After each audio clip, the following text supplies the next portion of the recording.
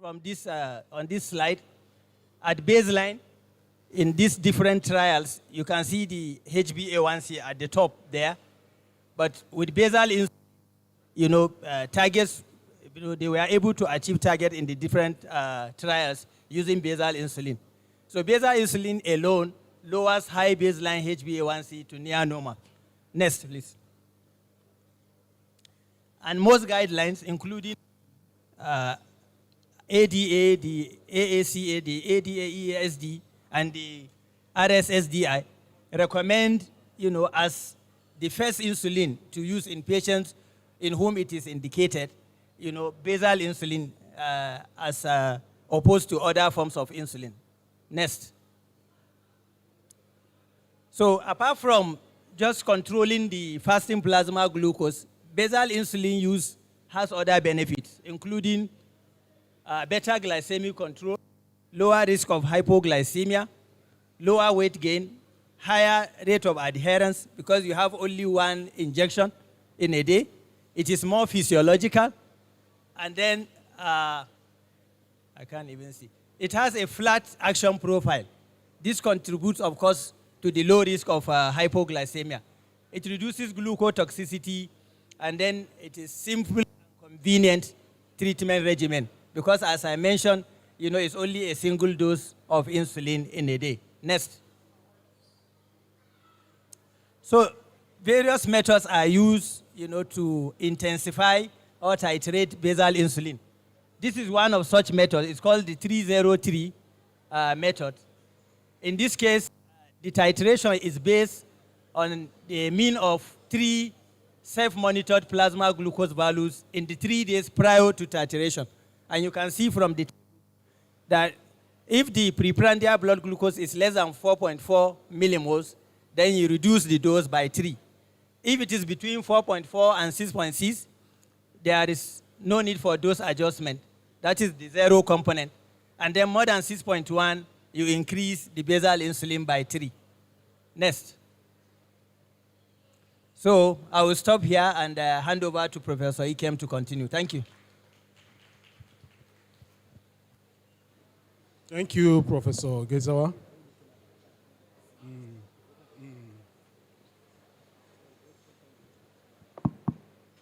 Good afternoon once again, everybody. As Professor Gezawa has said, this is supposed to be a scientific discussion, and in the next few moments, we are going to present patients that we have individually managed and what we did in terms of commencing insulin. Next slide. So the first case. This is a 50-year-old woman who was referred to the medical outpatient after not having adequate control of her blood glucose. She came with random blood glucose values of 15.8 millimoles and 15.2 millimoles on 2 consecutive days. And this is despite being on oral hypoglycemic agents. Further questioning revealed that 6 years prior, she was told by a doctor that she had a tendency towards diabetes. And then she also has a family history of diabetes. Her weight was 83 kilograms, and her body mass index was 29.6 kilograms. And her blood pressure at presentation then was 140/86 milligram per millimeters mercury. Next slide, please. So the investigations that were done and some that she brought, her glycated hemoglobin was 9.7%. Her electoral urea and creatinine were within normal range, but she had dyslipidemia, and a 12-lead ECG was also then. She was commenced on treatment for the type 2 DM, hypertension, and dyslipidemia. For the type 2 DM, she had sulfonylurea and metformin, and of course she was cancelled on diet. For the dyslipidemia, she had a statin, and for the treatment of the hypertension, she had an angiotensin receptor blocker. She took this for 3 months, and despite it, she had suboptimal control because the repeat glycated hemoglobin still came as 8.6. She was then cancelled on the need to commence insulin, this time a basal insulin to be added to her medication, and then she will be seen in 3 months again. Next slide, please.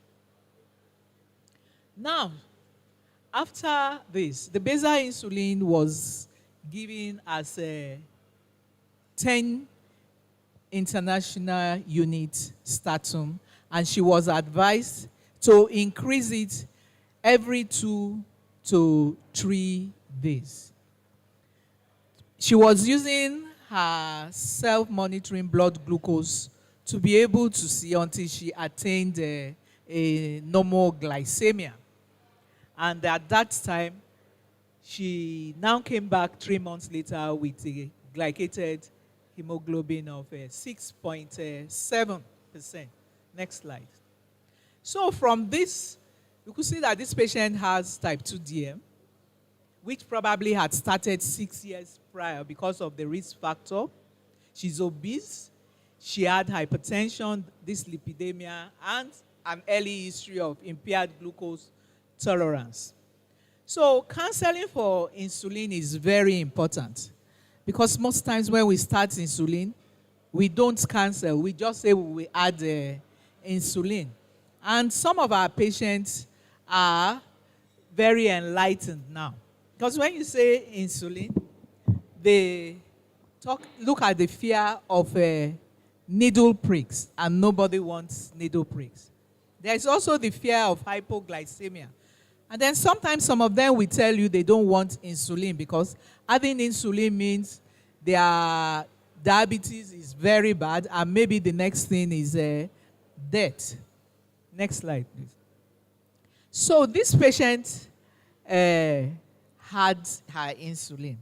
And the questions, we used the guidelines for giving the insulin, like we'll see here, that if glycated hemoglobin is less than 8, you give 0.1 to 0.2 units per kilogram. And if it's greater than 8%, you give more than that. And you titrate using the fasting blood glucose from what Professor Gezawa has said now, because we know we cannot do glycated hemoglobin regularly. It has to be done 3 to 4 months. Next slide, please.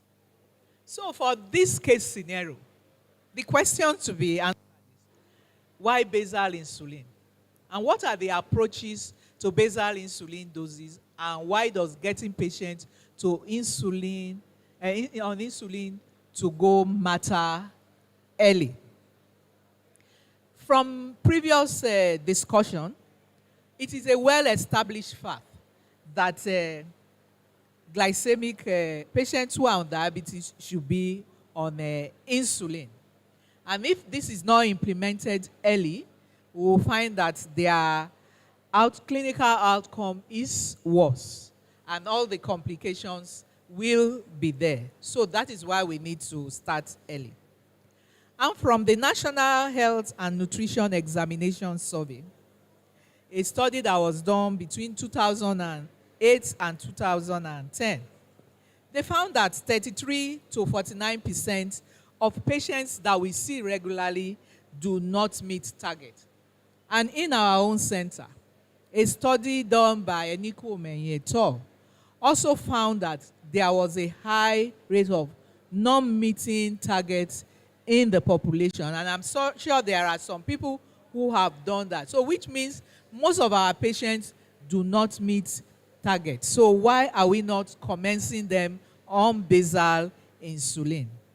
And ADA also recommends that if a patient has less than 7% in non-pregnant women or adults, or less than 6.6 for selected adults, if they can be achieved without significant hypo, or if you have a glycated hemoglobin of less than 8% in patients who have severe hypos. These are the targets that we should try to meet. And then the next question was, what are the approaches of dosing?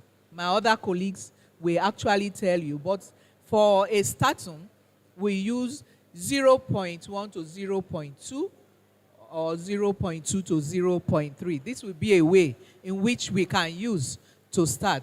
But in this case, 10 international units was used. And this was to try to address the concern of the patient. Needle prick, fear of hypo, and is this the end of her life and all that kind of it. But it was eventually increased. So why does getting patients to targets, why is it important? Because if we don't do this, we will find that clinical outcomes will be poor, and these are the patients who go on to have other complications of diabetes. Blood glucose we can treat, but by the time they start having retinopathy, heart disease, stroke, or renal failure, there is really nothing that we can do in this patient. So thank you. Next slide.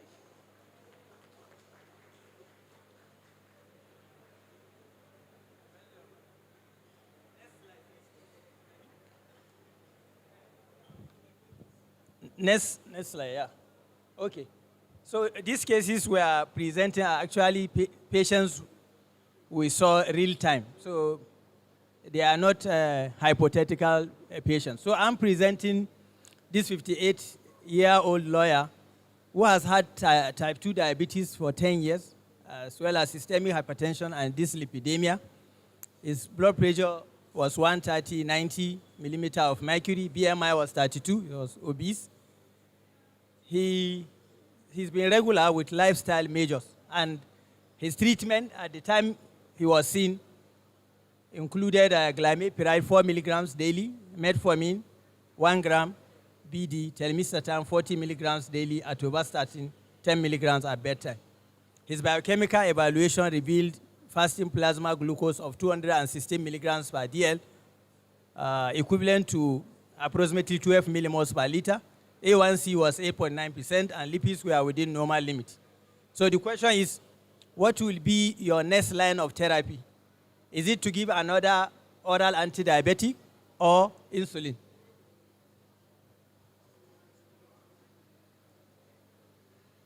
Okay, next slide, please. Next slide.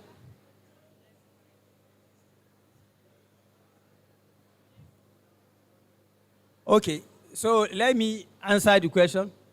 What the problem initially is the fact that the patient has poor glycemic control, despite maximum doses of oral glucose lowering agents. Of course, you may argue that the glimepiride is just 4 milligrams, so it's not really maximum doses per se. But that is just to show you, the different approaches, to intensifying treatment. We recommended insulin glargine 10 units per day, again, just as in the first case, at 10 p.m., and then to reduce the glimepiride to 2 milligrams. I'm sure during the panel discussion, we talk on this point, because the traditional teaching is that when you are starting insulin, you discontinue sulfonylureas. And then we maintain the patient on metformin, obviously immediate release at 1 gram twice daily, to monitor the fasting blood glucose every 2 to 3 days, and then adjust dose of glargine until target fasting blood sugar is achieved. Less than 130 milligrams using the ADA recommendation. That's less than 7.2 millimoles per liter. And the patient was instructed regarding dose adjustment in case of hypoglycemia. Next, please. So patient was reviewed 3 months later, and at that time, the current dose of glargine was 36 units per day. He had no history of hypoglycemic episodes. Fasting blood glucose was 148 milligrams per deciliter, around 8.2. A1C at that point was not done for various reasons. The dose of insulin glargine based on the fasting plasma glucose was increased to 40 units per day, and then to continue other medications. Last visit was a month ago, and the fasting blood glucose then was 112 milligrams per deciliter, which amounts to 6.2 millimoles per liter, and the A1C came down to 6.8%. So, from the aforementioned, the take-home messages can include the fact that diabetes is a progressive disease, and over time, beta cell mass actually reduces. Insulin therapy is inevitable in most patients living with type 2 diabetes. And as A1C levels rise, the contribution of fasting plasma glucose increases. So use of basal insulin normalizes fasting plasma glucose and reduces postprandial glucose excursions. Additional benefits, as we mentioned during the presentation, include dose flexibility, adherence, reduced risk of hypoglycemia, reduced weight gain, and improved quality of life in terms of reduction in diabetes-related complications. So most guidelines, as we mentioned, recommend initiating insulin with basal insulin. So I'll stop here. Next, please. Thank you.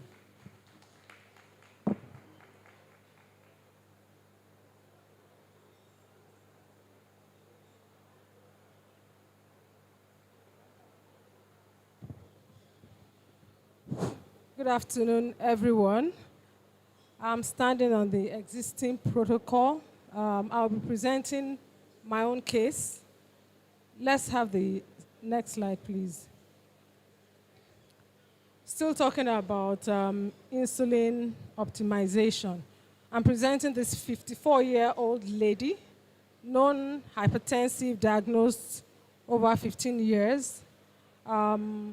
She was also found to have diabetes about 7 years before this presentation to us, and she was on dietary management alone. It was an incidental finding of HbA1c of 6.8%.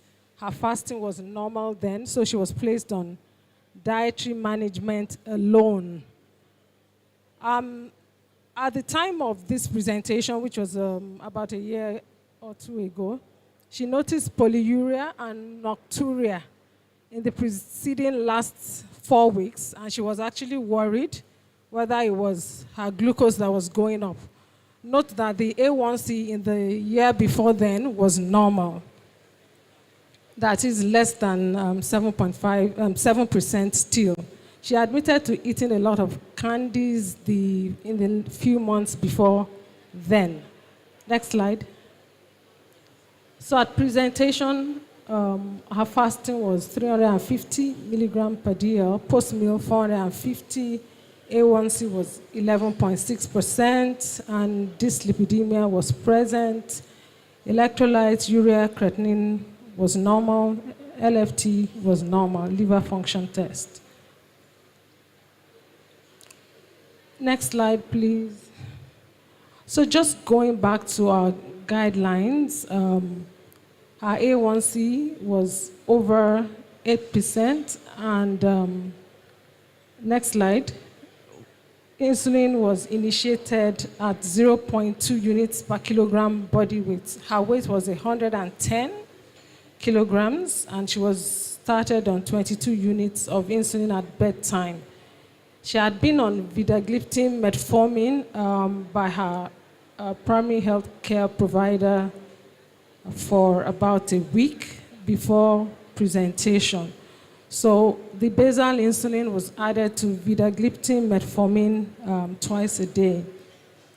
Insulin was increased every 48 to 72 hours by 2 to 4 units till her fasting was about 100 milligram per DL. At that time, she was on 36 units of insulin glargine at bedtime, and that was within 3 to 4 weeks.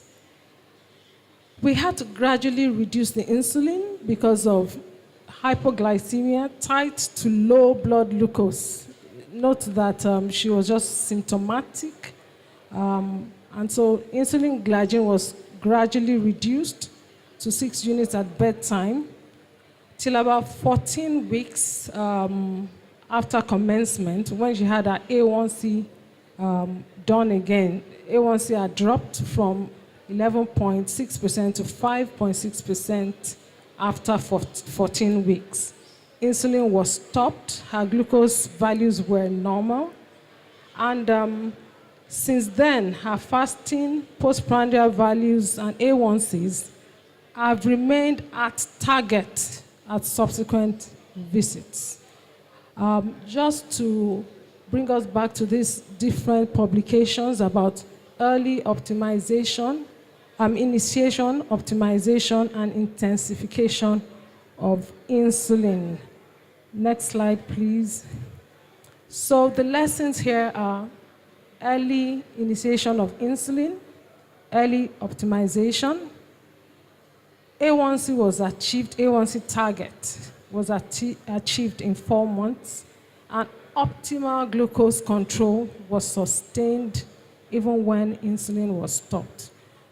We'll now take your questions. Thank you very much.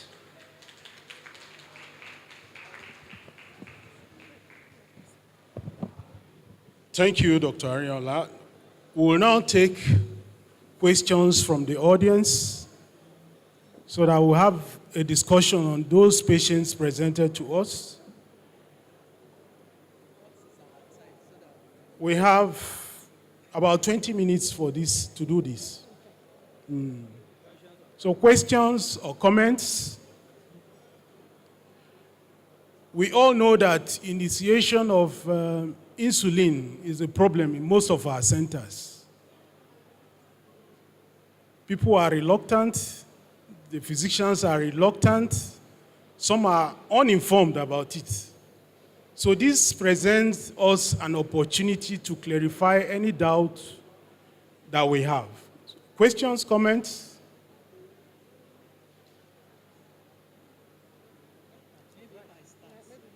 Okay.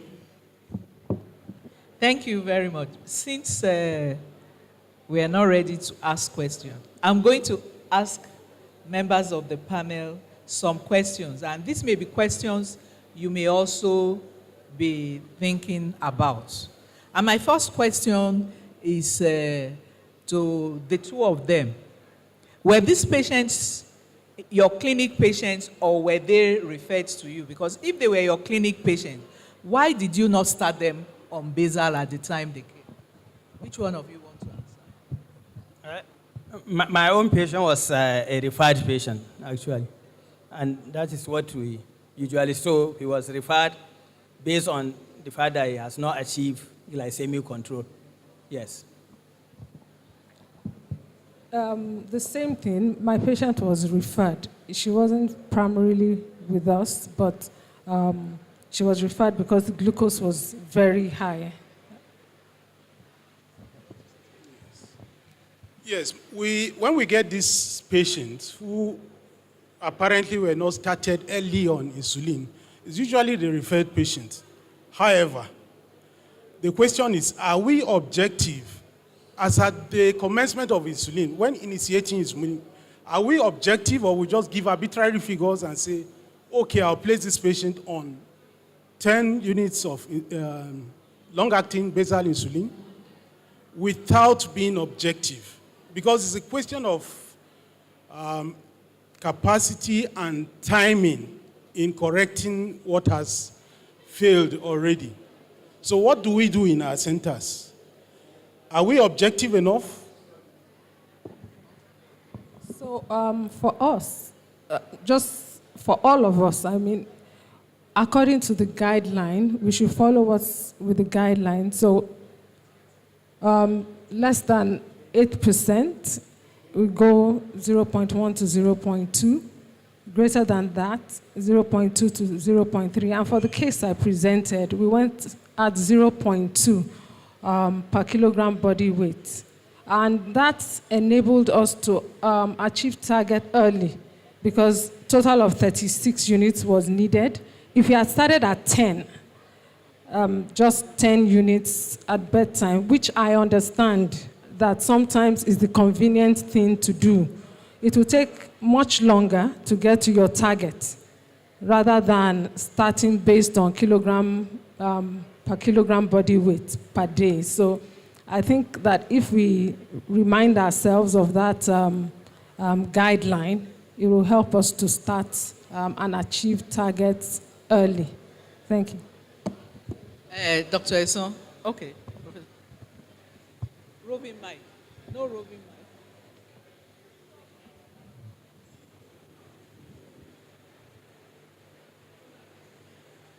Thank you very much, panel of discussants. I think I also, in line of this current discussion, the initiation dose for basal, I think, in my own thinking, I think the direction we should be facing now is when we manage patients with diabetes as specialists, this 0.1 to 0.2, it may be very convenient for you. But I think we should be de-escalating based on insulin injection at the level of the specialist. I think we should even be devolving this more to the GPs, that this should have happened even before the patient comes to us.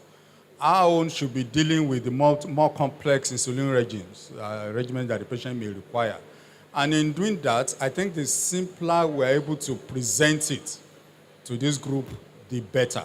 For you and I, you may say 0.1 to 0.2, 0.2 if the A1C is this, if the BMI is this. But the people we should be targeting are those patients that are still with the GPs. And at that point, I think we should be, as specialists, training them and teaching them how to initiate insulin at that level. And when you are speaking to that level, then less complex methods of initiation should be sold to them. We should be de-emphasizing the packaging. The simpler we are able to present it to them, the more they are able to adopt it. And on the long run, it is still better for us. Because when those patients are now referred, the number that will be referred to us will be fewer, and then those will be maybe those who are requiring more complex insulin regimens. That will be my own contribution. Thank you.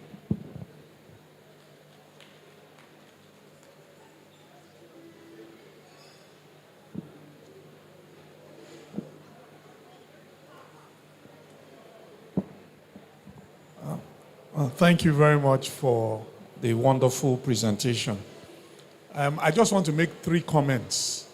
I think the first comment is to say that it is important to initiate the basal insulin the right way. And yes, I agree with Prof. that we should make it simpler for the GPs.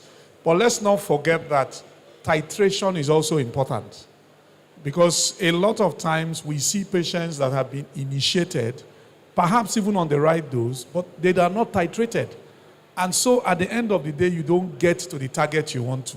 So emphasis must be placed on the fact that when it comes to insulin administration, there are 3 steps: initiate, titrate, optimize. So we should stress that. Now, the other thing to remember, what I do is that I have an initiation dose start, and then I mark my dose for over-basalization stop. So we need to remember that over-basalization exists, and it's important that as you initiate with a particular dose, you remember at what point you should stop and move to the next level. So this is just my simple contribution. Thank you very much.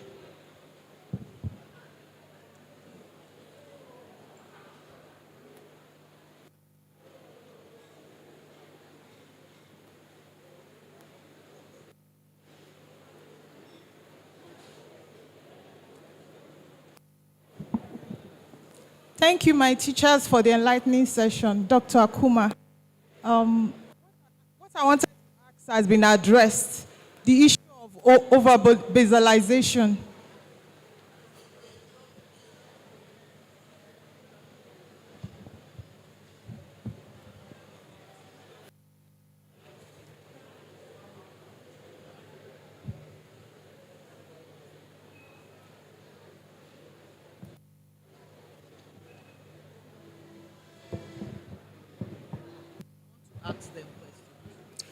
We should remember that for most of our centers, this is to underscore what both Professor Kolawole and Korubo did mention.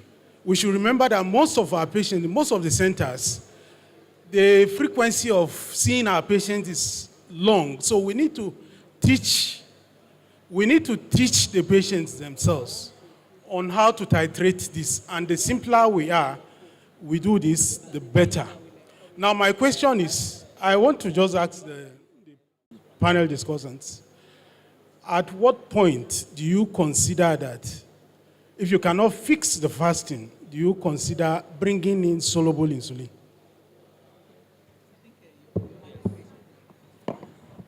Okay, my patient wasn't on soluble insulin, but basal insulin, you fix the fasting first. But once postprandial values are getting higher than 50 to 70 milligram per day persistently, then that means the patient needs a basal plus 1 or 2 or 3, depending on the postprandial values. And also, they may benefit from a premixed regime if you still have significant postprandial hyperglycemia. So, yes, fix fasting first, but you still need to monitor postprandial values. I don't know if that answers.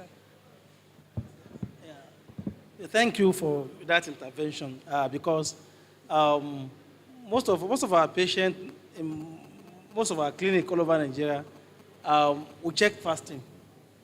And most patients, who are educated enough also check their fasting. Then there goes the question. Many of them don't check their prandial glucose. They don't check. Many practitioners also do not emphasize this. In our center we do, because we know that there is a relative contribution of both fasting and also, postprandial hyperglycemia. So we must not lose sight of this, particularly, in endocrine clinic. But my question really is this: the science of insulin teaches us that there can be considerable weight gain with insulin. In my little experience, I'm not sure I've seen this in our patients. Weight gain, maybe also because we don't use the amount of insulin in, the Caucasians require, for their control of diabetes. I don't know what your experience is or was with this patient, whether, weight gain became an issue at some point, or is something not to be really bothered about, given that in our climb, maybe we do not have the burden of, obesity, as, reported, as seen in Caucasians. Thank you. The three of us will answer. Thank you very much, Dr. Adetunji. Now, before I answer that question, I was going to ask the other members of the panel and also the audience, what's the percentage of our type 2 DM patients that are on basal insulin? And how often do we treat to target by looking at their glycated hemoglobin?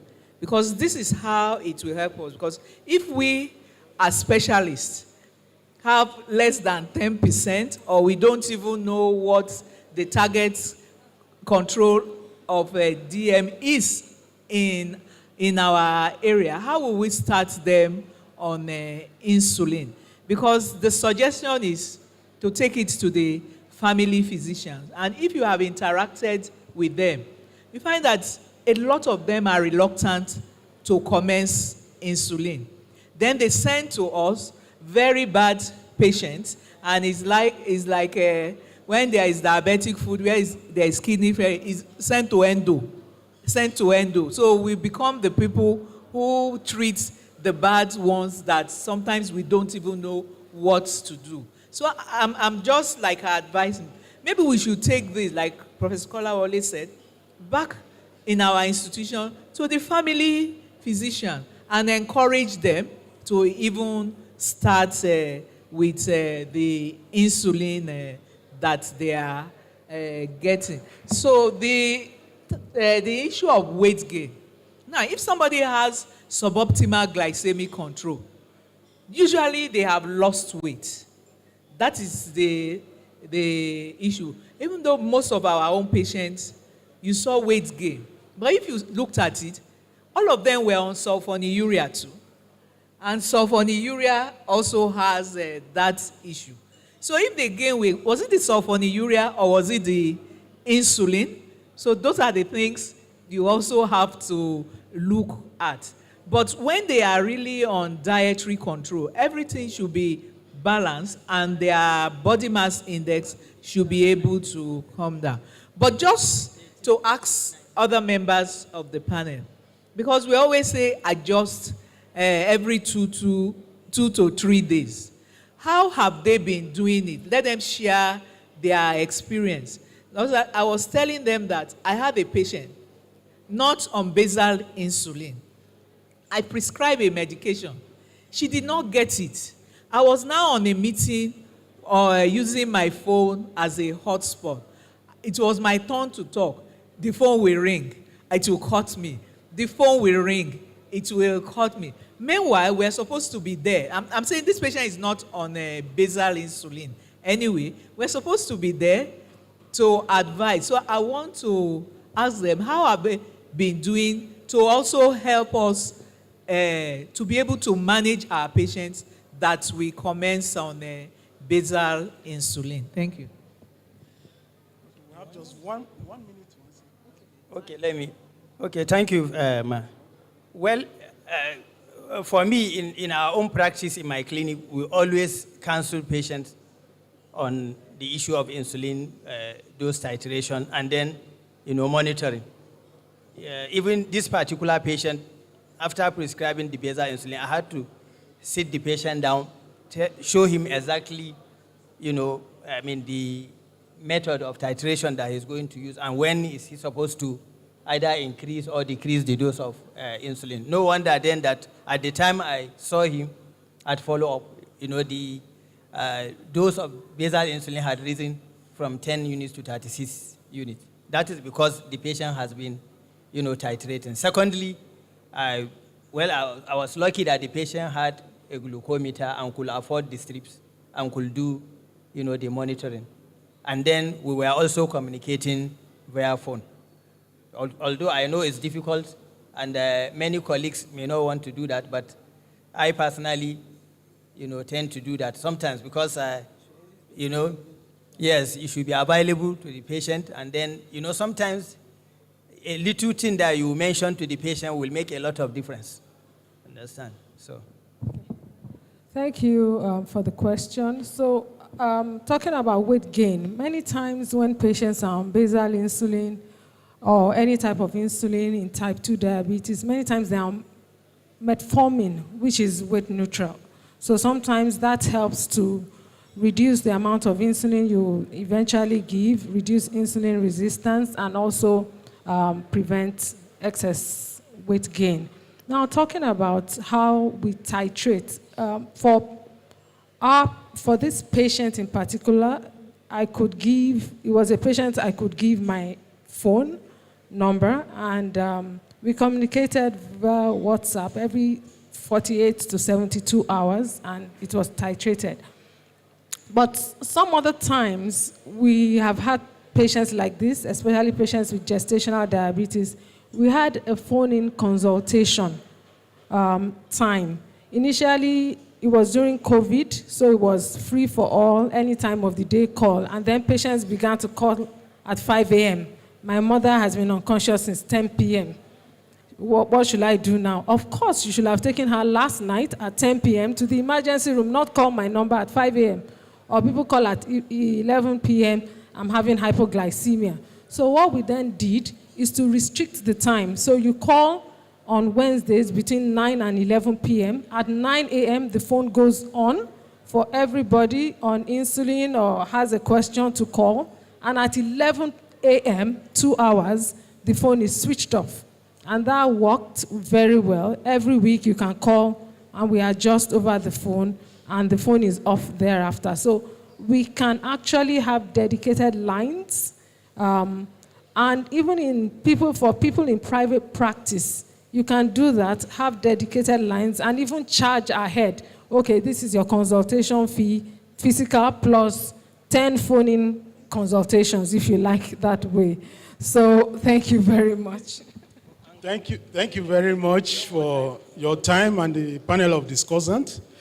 The take-home or the underscored point here is the fact that we need to get our patients involved in their management. We need to educate and educate and educate our patients. And then we need to make our time available to patients.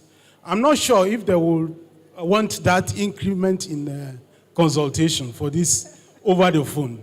So thank you very much, the discussants, and thank you for your time.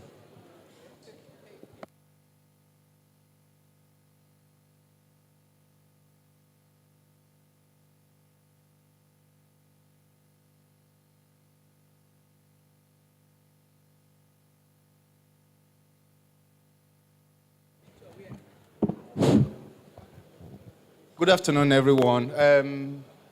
We're supposed to have our lunch now, but however, the lunch is not set yet. So we'll just get farmer presentation right away while we're waiting for the lunch to be ready. So I want to call on Dr. Akinlade to come and chair this session. Then Dr. Ezekiel will co-chair. Thank you. For the next 30 minutes, while we're waiting for the lunch to be ready.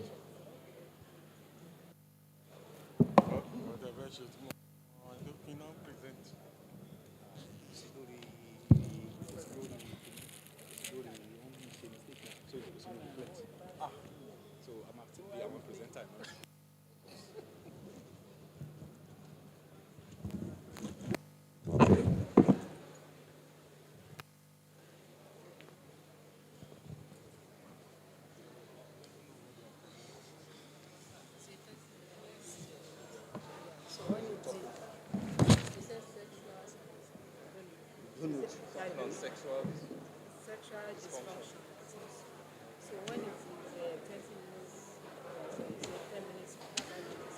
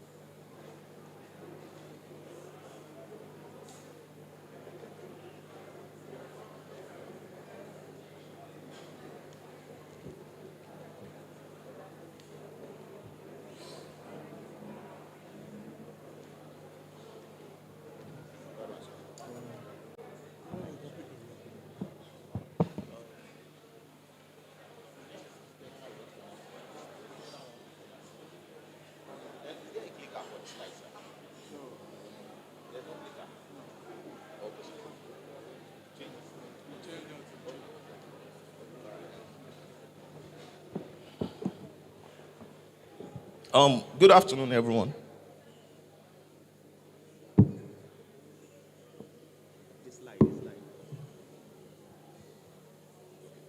Okay. Good afternoon, everyone. My name is Jide, and I'll be taking the industry presentation for Get Farmer Nigeria Limited. But before I begin, I want to say welcome to all of the delegates from all over the country once again. We appreciate you for partnering with us as a company, and we hope to still benefit more from our relationship going forward. Next slide, please. So for the benefit of those that don't know us, Get Farmer as a company is a member of the Get Group USA, and we are actually known for giving quality medicaments, both oral injectables and even inhalation formulations. And our goal actually is to cater for the health of men, women, and children globally, and to ensure that quality and safe drugs are actually getting to those that need them at a very affordable price. Next slide, please. So for the purpose of this presentation, I want to believe that everyone here understands the importance of cardiorenal protection when it comes to the management of diabetes.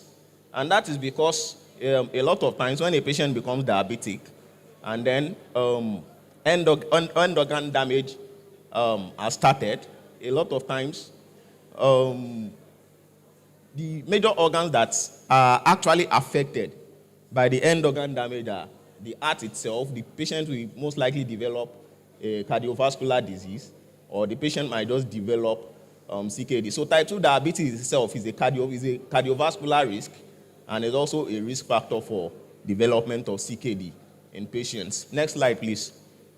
And that is why we're talking about one product that is very, very dear to our hearts, which is MPGET and MPGET-M. MPGET is the game changer in the management of diabetes, heart failure, and CKD. And so how does it work? MPGET is an SGLT2 inhibitor that works by actually preventing the reabsorption of glucose from the proximal convoluted tubule. And when this happens, the patient will actually have significant reduction in HbA1c. The patient will also experience some degree of weight loss, and then the patient will also experience some degree of reduction in blood pressure without increase in heart rate. Next slide, please. And when SGLT2 inhibitors, empagliflozin to be specific, is actually taken on top of metformin, we can expect that the patient will have 0.7% higher HbA1c reduction compared to when metformin alone is taken. And then about 2 kg weight will be 2 kg in weight will be lost extra compared to when metformin is taken. And then we can expect that systolic and diastolic blood pressure too will reduce to an extent without any effect on the heart rate of the patient. Next slide. So how does empagliflozin, how does MPGET, how does it do this? It does this via diuresis, glucose excretion, and natriuresis. And then what we get with this effect is the fact that there is an improved cardiac function for the patient. There is reduction in preload and afterload. And then there is also a reduction in left ventricular mass, and then a reduction in blood pressure. And then the patient will lose a couple of kilograms at least, and then we can expect the kidney function of the patient to actually improve over time with the use of MPGET. All these factors have been proven in several studies like the Emperor trials, the reduced and the preserved, the EMPA-REG outcome, and also the EMPA kidney trials. Next slide, please. And looking at the EMPA-REG outcome, next slide. This is the summary of the result from the EMPA-REG trial. There was a 14% reduction in risk of major adverse cardiovascular events, and then there was a 38% reduction in cardiovascular death. There was a 35% reduction in heart failure hospitalization, and there was a 32% reduction in all-cause mortality from that study. Next slide, please. And we also have our MPGET in a fixed dose combination with metformin to give us our MPGET-M coming in 2 different SKUs. Next slide. And from studies, it has actually been found that whether empagliflozin is taken once daily or twice daily, the pharmacokinetics and the pharmacodynamic parameters of the drug remains virtually the same, little or no difference between the 2 dosage regimen. Next slide.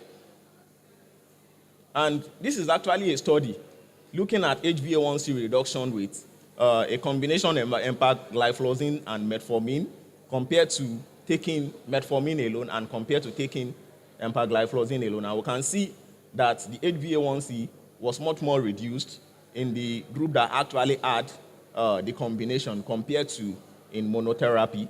Next slide, please. And then this is also looking at EMPA plus MET, BD, and looking at it, comparing it with MET, BD, the weight reduction, looking at these 2 dosage regimen in that same study. And we can see that there was further weight reduction in the EMPA and metformin group compared to the metformin group alone. Next slide, please.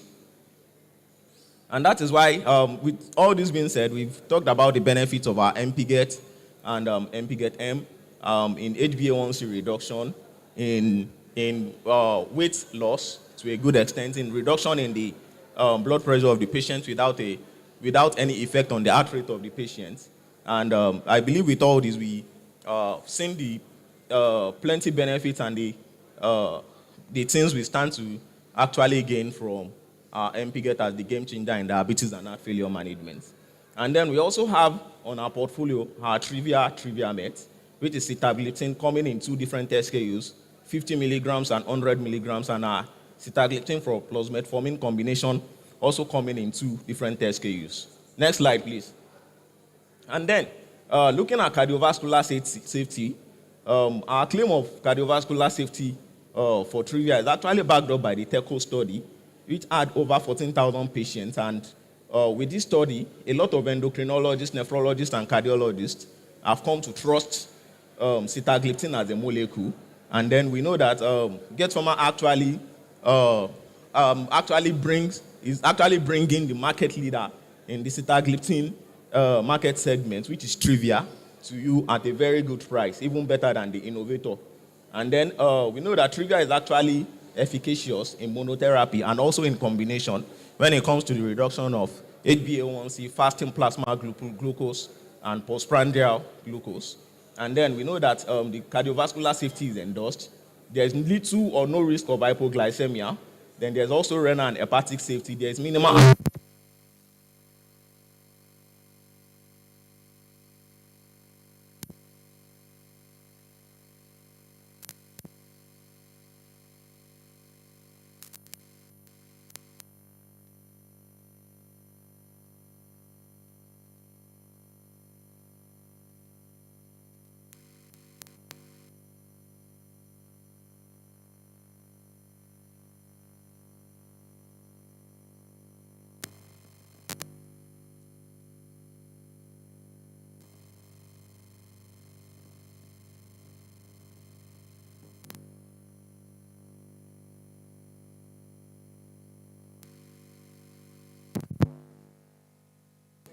Okay.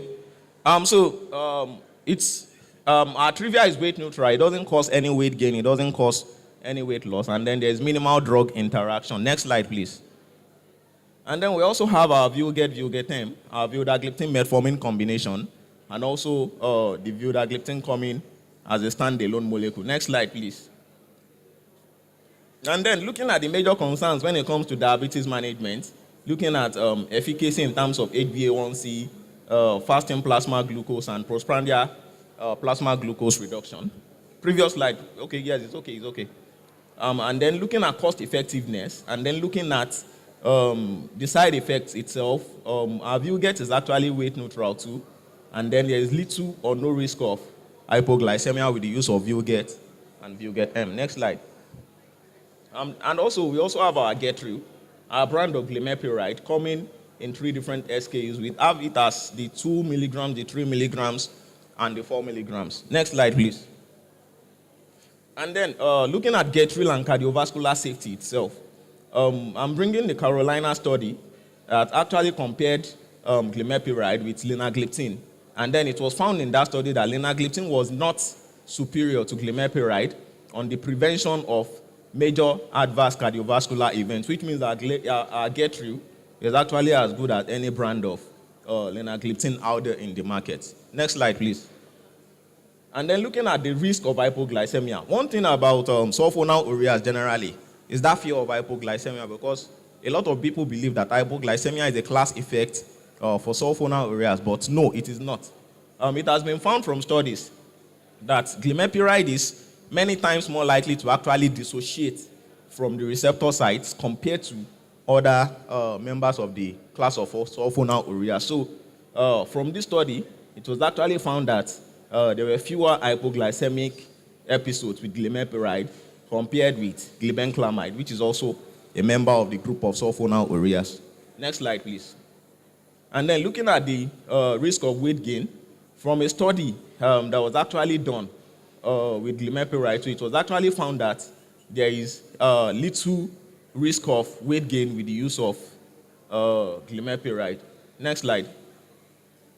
So all this being said, I want to believe that as HCPs that want the best for our patients, looking at cardiovascular safety, looking at the benefits in CKD, renal protection and all that, we as HCPs are more than willing to prescribe a range of products from the MP Get M to the Trivia Met, View Get M for our patients to actually enjoy these many benefits we've talked about in the course of this presentation. Thank you very much.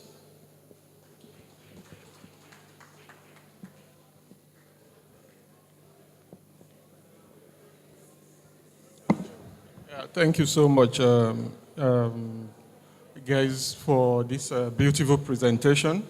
You have taken us through the range of products for managing diabetes in your company's portfolio. So if there are questions, I also want to thank you for keeping to time. So if there are questions for him, the floor is open.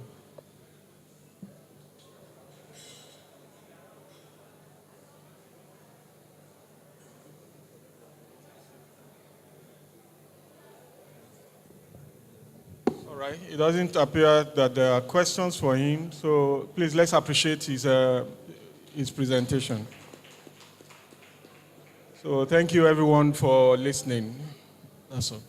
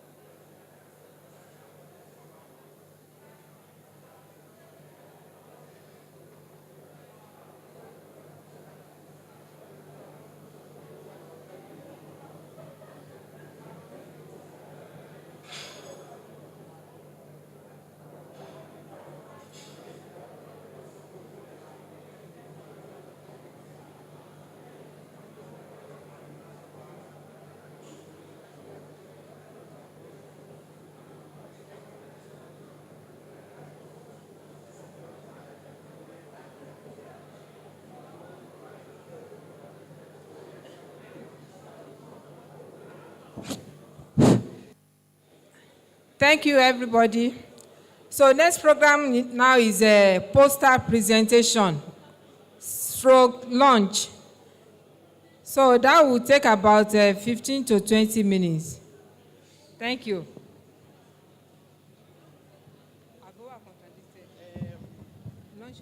Okay, while we're having lunch, please, let's also find time to visit the exhibition stand. We also have a marquee just behind the hall here, where we have some companies exhibiting also. And we also have the Abeokuta Adire there. So if you want to take a look at those exhibition stands just behind us here. So let's take some time to have lunch and visit the exhibition stands. So we'll see in 20 minutes. Thank you.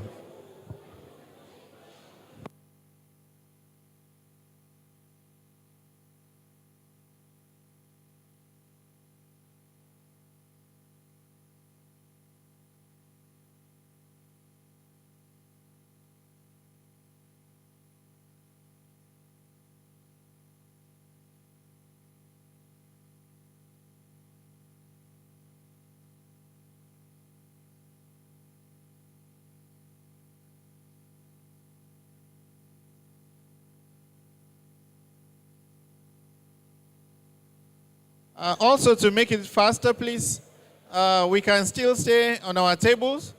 We want to do the lunch table by table, and then we have more than one serving point just to make it faster. So please, the ushers will guide us table by table.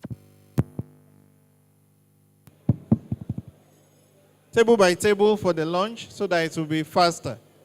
Okay, yes, thank you.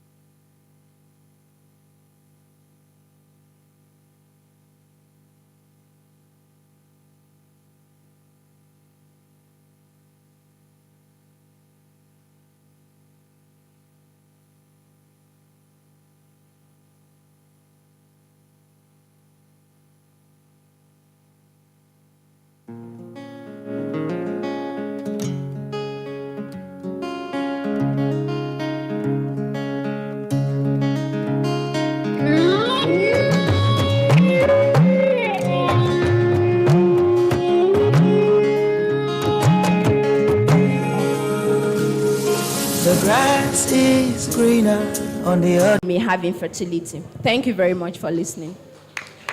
Thank you very much. The next presenter is Professor S. Yes. The role of endocrinologists in infertility management.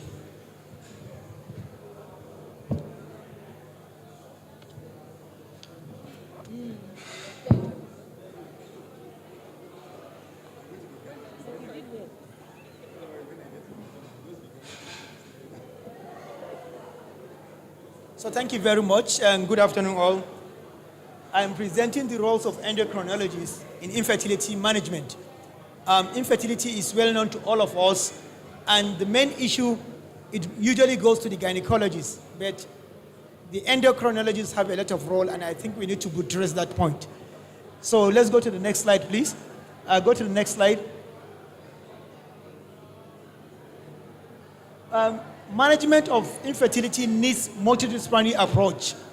We need the gynecologists, the urologists, and endocrinologists, and sometimes even the psychologists and even the psychiatrists.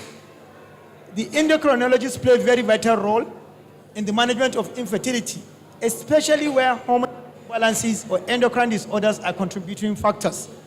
We're talking of things like hormonal evaluation, the making of the diagnosis, the treatment of the imbalances, sometimes even the management of the coexisting medical conditions, especially diabetes mellitus, that can present with male infertility through erectile dysfunction or thyroid disorders that can present with anovulation. Now, go to the next slide, please. So the knowledge of medical illnesses associated with infertility is very important to the endocrinologist. Additional issues, we need to know the type of infertility treatments available and the complications, and also how to counsel the patients. Let's go to the next slide. It's a known thing, especially to the gynecologists and all of us, that infertility is defined as inability of a couple to have pregnancy over at least after 1 year of regular unprotected coitus of at least 3 times per week. It used to be 2 years. It has been decreased to 1 year. So if a couple is not able to have a child or is not able to have pregnancy after 1 year of regular coitus, then that is defined as infertility. There are things that we should know about regular coitus. It's not just 3 times per week, because if you decide to have coitus 3 times in a day, and then you have said you have done it for the week, that is not adequate. It has to be 2 to 3 days apart. If a couple has that and they do not have pregnancy after 1 year, then that is infertility. The prevalence is about 10 to 15 worldwide. Even in Nigeria, it's around that 10 to 20%. And in general population, what is expected, conception occurs usually within 1 year in 84% of people, couple. And within 2 years, about 92% of people should have pregnancy. Now, the classification, primary, the couple never had a conception before, and secondary, previous conception, irrespective of the outcome. Whether it's just abortion, whatever it is, that is a secondary. If somebody had a conception, whatever kind of its outcome was, then that is secondary infertility. It's just for us to know that the anatomy plays a very important role, because if you are discussing infertility, we have the ovarian factor, we have the tubal factor, we have the uterine factor. So abnormality in any of these pathways can lead to infertility in females. So the natural conception requires normal ovulation, normal spermatogenesis. The female genital tract should be patent to allow for fertilization. So also the male genital tract. And there should be normal erection in male and ejaculation to facilitate the position of sperm in the vagina. And there should be normal endometrium for implantation to occur. Let's move to the next slide, please. Traditionally, we know that we have the different factors, the female factor that accounts for about 30%, male factor about 30%, while the combined factors, we about 30%, 10% the etiology not known to any person. Okay, this slide is quite, the font is small, but the causes of female infertility, we have the anovulation, and this is of interest to endocrinologists because PCOS plays a very important role here. They lead to anovulation. So also hyperprolactinemia, from whatever cause, it can lead to anovulation. We are talking of thyroid disorders, hypothalamic diseases, pituitary diseases, and anabolic steroids. Tubal factors from O and G, uterine cervical mucous defect. Please go. The male can have primary gonadal failure, Klinefelter syndrome, undescended testes, otitis, trauma. Move to the next slide. Drugs. Move to the next slide, please. So how do we evaluate? From the history, the age of fertility, the age of the couple is very important, especially in the females. Fertility declines rapidly after the age of 36. That does not mean that any person over 36 will not deliver, but fertility decreases with that. So when taking the history, the age is important. Duration of the fertility. The shorter the duration, the better the outcome. For couples that have infertility less than 3 years, the outcome usually is better than people that have stayed longer without fertility. Cultural history. The more the frequency, over 3 times per week, makes the likelihood of fertility better than people that have less. Then history of suggestive of reproductive tract infection, anovulation, like disorders, history of trauma, drugs history, please, man, please. You can, please. When we examine, the height is important. Infertility can occur due to some genetic disorders like Turner. So height is important. Weight, BMI, hair distribution. A female with male hair distribution may have some other concomitant diseases that predispose her to infertility. Breast development, galactoria, prolactinoma is an important factor in of infertility. And evidence of thyroid disorders to us endocrinologists and abnormalities of genitalia. Move to the next slide. In male also, features of secondary sexual characteristics are very important. Gynecomastia, which can occur in many conditions, but especially in Klinefelter, that is also known to present with infertility. Then the testicular size that we can use our oxidometer to check. Please go to the next slide. The investigations, but very importantly to us, the endocrinologists, is the hormonal profile. Especially the prolactin, testosterone, the LH, FSH, and estradiol. Serum progesterone assay also plays a very vital role in the diagnosis of infertility. The other ones, HSG, the MRI of the pituitary, if there is indication. We don't rush into doing MRI of pituitary unless if there are indications, because about 6 to 10% of the population have pituitary incidentoloma. So we don't rush into doing that, but if there are indications and things point towards that, then we do the pituitary MRI. Move to the next slide, please. Seminal fluid analysis, quite important. Move to the next slide, please. So the management also, the endocrinologists play their very important role. Move to the next slide, please. In hyperprolactinemic patients, dopamine agonists, bromocriptine, cabergoline, and others can be used in the treatment of that, and usually the outcome is good. PCOS, weight reduction, lifestyle modification, metformin, ovulation induction, if there is indication for that. Then the other ones, the gynecologists usually handle that, the uterine factors, in which if there are fibroids, they remove. If there are adhesions, like in the Asherman syndrome, they also treat. Move to the next slide. The ovarian factors can be treated based on the cause. PCOS can be treated. Ovulation induction with clomiphene, quite important. And the gonadotrophins. The complications should be known to all of us, especially the hyperstimulation syndrome. So move to the next one. Just for the information, one very important thing that is of importance to everyone is the assisted reproductive technologies. IVF and intracytoplasmic sperm injection have been now the gold standard for treatment of infertility that do not respond to treatment. And the outcome has been quite wonderful in many places. So I think this is something that we should know, although the cost is quite high, but this has come to stay and it helps in the management of infertility. Move to the next one. Lifestyle modification and some other medications also for the male infertility. Then move to the next one. There are things that we don't want to discuss much, but it's the issue of child adoption.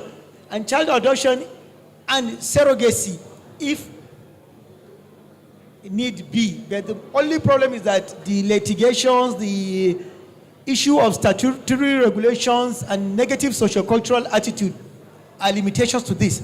But these are issues that can be help in the management of infertility. So move to the next one. So in conclusion, infertility is a common medical condition among couples, and many endocrine disorders can lead to infertility by interacting or impairing with the normal reproductive function.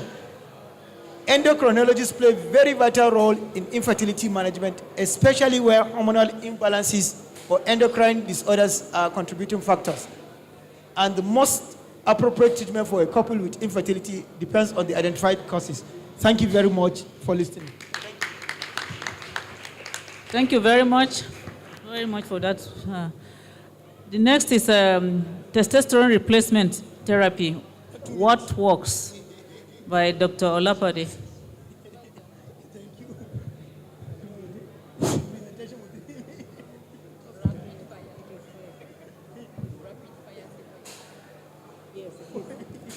Good afternoon, everyone. I have 10 minutes to present this topic, so I'll flip some slides. So I'm talking of testosterone replacement therapy, what works, and this is my disclosure slide. Can we move to the next slide, please? I won't bore us with the anatomy any longer because of my... So let's go directly to... Yeah, can you change? Change, please. Change. No, move again. Okay. No, change, move forward. Further. What did I send? Go forward. Go forward. Forward. This is not. Go forward, please. Okay, thank you. So, testosterone replacement therapy is a well-established treatment for hypogonadism generally, and it's a condition where men have low testosterone level. And the effectiveness of TRT, I will be using the word TRT, varies depending on the delivery method, patient's preference, and individual response. So we just want to look at the various testosterone replacement therapy methods that are available, then the indications based on expert views, clinical studies that have been done. So indication of testosterone replacement therapy, next slide please. So it's primarily indicated in individuals with conditions that result in clinically significant testosterone deficiencies. And the indications in children and adult differs and plays different rules at various stages of life. So number one, the types, we have injectable testosterone, in which examples include cyanate, enanthate, and undecyanate, and they are administered intramuscularly, one every 4 weeks, where the undecyanate once every 12 weeks. The drawback is that its testosterone level can fluctuate, lead to periods of high and can cause mood swings and varying energy levels. And sometimes it can cause micropulmonary emboli. So over time. So let's move to the next slide. So we have the topical gels and cream. Examples are androgel, Tefsin and others, or Testogel. And the drawback is that it can be transferred to the partner through skin contact if not carefully applied. So that's why it is better to be applied in the morning, and it is air dried before the person has contact with the partner. Then you can also have transdermal patch. That's next slide, please. An example is androderm, and it is applied daily on the skin, often at the back or abdomen, and it can cause skin irritation. That is the major drawback, which can lead to discontinuation in some patients. The fourth one is buccal tablets, and it is placed against the gum and the inner cheek, where it dissolves over time. Now, the major drawback is gum irritation, and which can be discomforting to some patients over time. Then the fifth one is subcutaneous pellets. The example there is Testopel, and it requires a minor surgical procedure for insertion. But however, it can lead to some potential complications like infection at the implantation sites or pellet extrusion over time. Then the oral testosterone, which is the sixth one, is testosterone undecanoate. I think one of our colleagues mentioned it here. One of our patients was on oral testosterone. But however, it is convenient, but the problem is that it is less effective over time when you compare to other methods. And there's the potential for hepatotoxicity over time with oral methods. So if you look at the table, the next table is summaries of the types of testosterone preparation, of which I mentioned. So let's move to the next slide, please. Next one.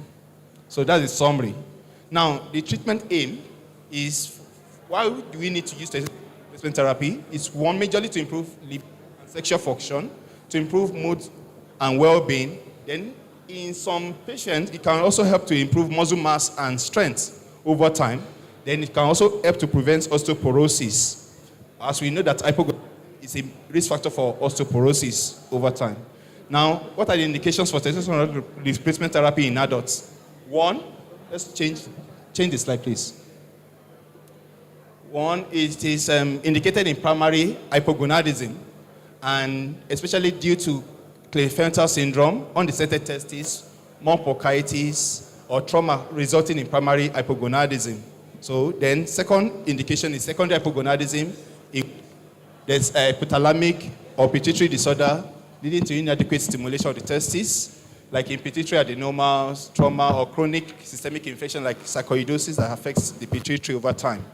Then the third indication is age-related hypogonadism, or also called late-onset hypogonadism, which is natural decline in testosterone in relation to aging over time. Then, lastly, the fourth indication is in hypogonadotropic hypogonadism due to obesity or metabolic syndrome. This is also sometimes referred to as functional hypogonadism, and it is due to excess weight and insulin resistance, and leptin has been shown to work against testosterone receptors in people in obesity. So, then in indications of testosterone replacement therapy in children and adolescents include one, change the slide to, and then delay puberty, and it can be due to constitutional delay in growth or puberty, or Kalman syndrome, or other form of hypogonadotropic hypogonadism.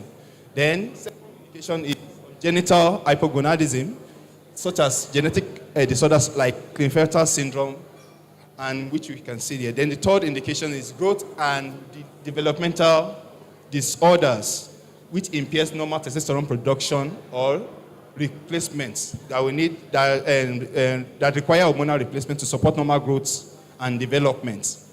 So one of the challenges of testosterone replacement therapy, which many experts have been cautious about, is when you use testosterone replacement therapy, the issue of cardiovascular events and cardiovascular risk is a major issue. So this particular systematic review tried to allay some of our fears of use of testosterone replacement therapy, especially in late onset adults, late onset hypogonadism. Move to the next slide, please. From that control studies, it was found that hypogonadism increases the risk of cardiovascular events and all-cause mortality on its own. And long-term replacement of testosterone replacement decreases cardiovascular risk factors, post-cardiovascular events, and all-cause mortality in hypogonadal men. particularly when you restore the serum testosterone levels back to normal limits. But there's an important information that was found in this study that, however, men with late onset and functional hypogonadism who have higher serum testosterone level due to that testosterone replacement therapy may be at higher risk of stroke events. So now, second slide. So TRT also improves many of the metabolic profiles in this set of patients, and long-term use of topical testosterone therapy does not worsen cardiovascular risk factors or events. And that's what this study is making us to understand. Now, the next study that was done by Professor Sabir et al. Is on diagnosis and effectiveness of treatment of male hypogonadism in patients with type 2 diabetes mellitus, which was a systematic review and meta-analysis. And I just want to read the concluding. Sorry, change the slide, please. Yeah, so, and from this particular systematic review and meta-analysis, he found that the conclusion was that male hypogonadism is best diagnosed using serum testosterone of less than 11 nanomole per liter. And the best treatment option for hypogonadal men with type 2 diabetes mellitus was daily topical testosterone gel. That was the conclusion of this particular systematic review. Now, the next slide. Where fertility is desired, TRT does not restore fertility. We should remember that because it can suppress normal spermatogenesis. Then males with secondary hypogonadism who desire fertility should be treated with gonadotropin to maintain spermatogenesis. Then prior TRT will not affect fertility prospect, but should be stopped at least 6 months before, for those who desire fertility.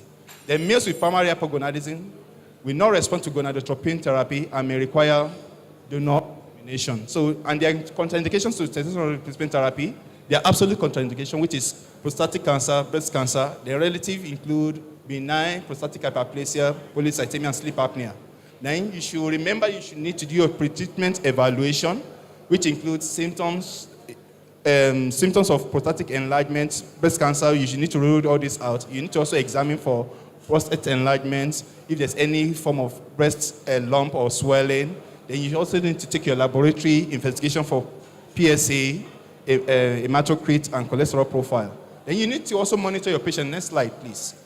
That every 3 months after you've initiated your therapy, you need to take some of these laboratory investigations. Every three months, then subsequently 6 months to every 12 months. Then you need to also look at the clinical evaluation for whether there's relief of symptoms of androgen deficiency and exclude side effects. Then you should also monitor by doing regular rectal examination for prostate for those who are 45 years and above, serum PSA, hemoglobin and hematocrit, serum lipid profile should also be done. We should remember there are risk factors. Next slide. Okay, so there are risk factors for TRT replacement, and it can include prostatic diseases, polycythemia, cardiovascular diseases. Then others include, next slide, include acne, gynecomastia, fluid retention, obstructive sleep apnea, hepatotoxicity, and mood swings. So there are ways, natural ways in which we can use to improve testosterone levels, and this includes exercise. You need to encourage at least 2 to 3 strength training sessions per week of isometric exercise, not just isotonic exercise. Then your diet should be rich in fruits, vegetable, whole grain, lean protein, and as much as possible, limit processed foods, sugary drinks, excessive saturated and trans fats. Then adequate sleep of 7 to 8 hours per day will help. Stress management, weight management, then alcohol, if you can cut down alcohol, cease taking alcohol, that will help. Then vitamin supplementations will also help. Next slide. And that will help. So remember that results of serum testosterone varies from center to center, from individual to center. Then patience is key when you even initiate your TRT, because you are not going to see immediate change. It may take up to 2 to 3 months before you start seeing symptom reliefs. And do not self-medicate, even though Professor Fasumade said if you can do that in the morning, so do not self-medicate. So in conclusion, TRT is effective. Conclusion, please. It's effective in treating symptoms of hypogonadism, such as fatigue, low libido, and reduced muscle mass. The choice of therapy should be individualized based on patient's preference, side effect, and lifestyle. Injectable forms may be potent, but may cause fluctuations in level, while gels and patches offer more stable dosing. Subcutaneous pellets provide long-term solution, although they require minor surgery. Oral testosterone is convenient, but comes with potential risk. Then TRT is critical intervention. So I think that's the major thing. So in children and adolescents, TRT is indicated for conditions leading to delayed puberty, congenital hypogonadism. So careful evaluation and monitoring are essential to ensure appropriate use and minimize risk. Thank you for listening. Thank you very much. We had three short, highly powerful presentations from three researchers. We're going to have a few minutes of summary from Dr. Bozimo, please.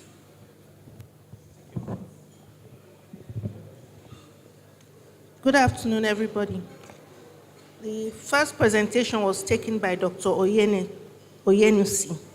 She talks about, she presented different cases on 46XX testicular disorders of sex development and congenital adrenal hyperplasia. The different cases, they came with varying clinical presentations. And she talks about the importance of karyotyping and assaying the SRY gene. In all the cases, there was azoospermia, and they all had, which can lead to infertility.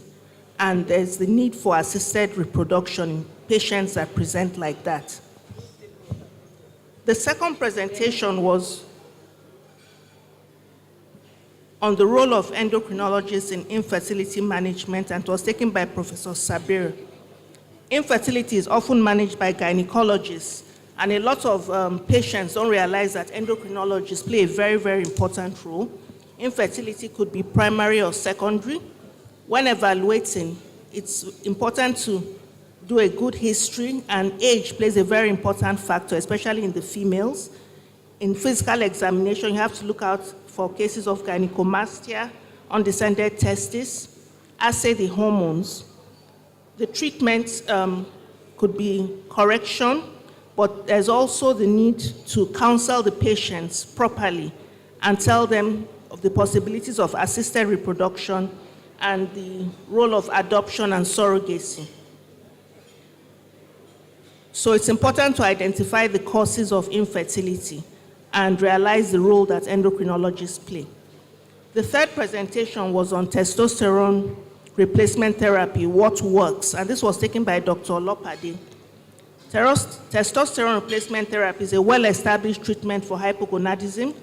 There are different ways of replacing. It could be injectable, topical, oral, or subcutaneous. The treatment aims include improving mood and well-being, as well as improving muscle mass and reducing osteoporosis. The main indications could be primary hypogonadism or secondary hypogonadism. And the testosterone replacement therapy could be given to both adults and children. Indications for children include genetic disorders and growth and developmental disorders. While it plays a very important role, there are some risk factors. Men that are on testosterone replacement therapy, some of them have been found to be at higher risk of some cardiovascular events like stroke.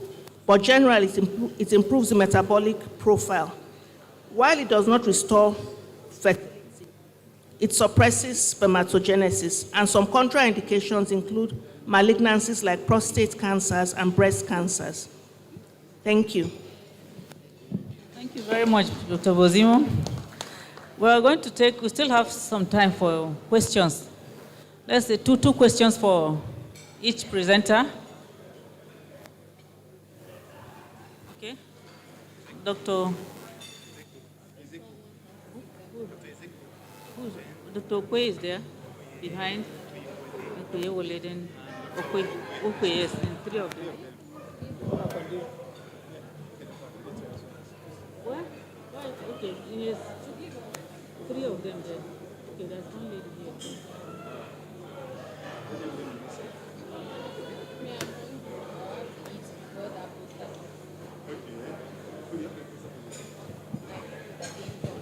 Thank you very much for the stimulating presentations.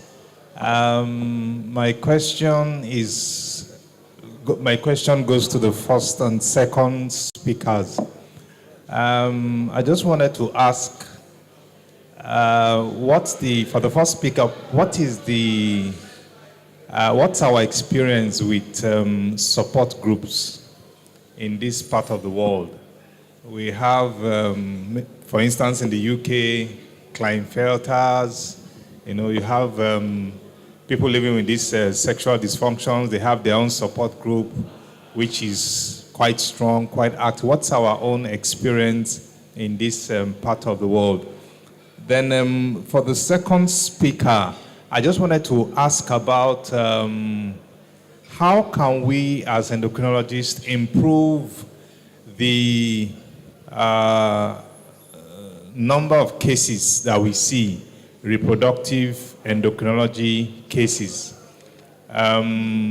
Most of these cases, when they come, to the GOPD, they just go either to the urology or to the gynecology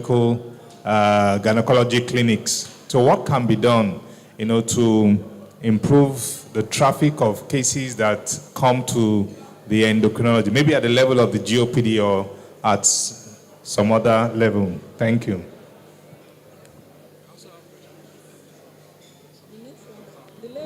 The lady, please. Then Dr. Quinn. Okay. Thank you for the presentation. My question goes to the third speaker. Like the use of TRT in patients that have hypogonadism. Is there any relationship between priapism and the use of TRT? Introduction, please. Who are you? Okay, I'm Dr. Yewole from FMC Abeokuta, pediatric endocrinologist.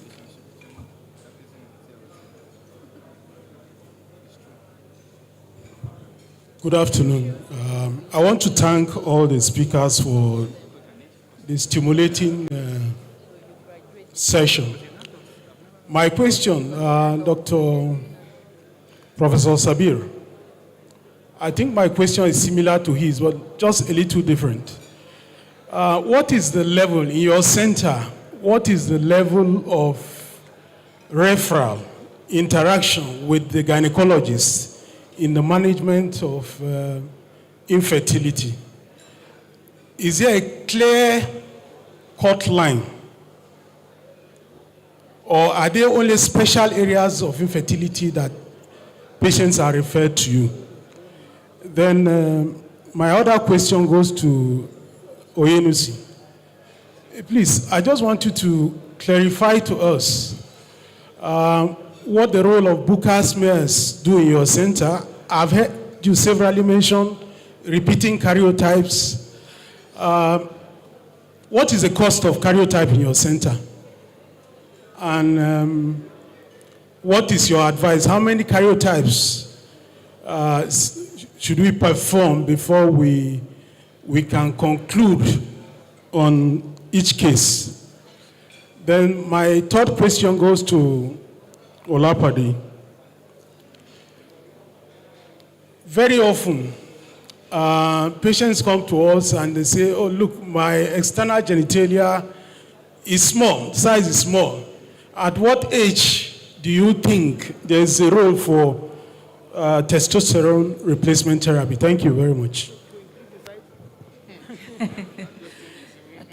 Any more questions, please? Okay. Prof.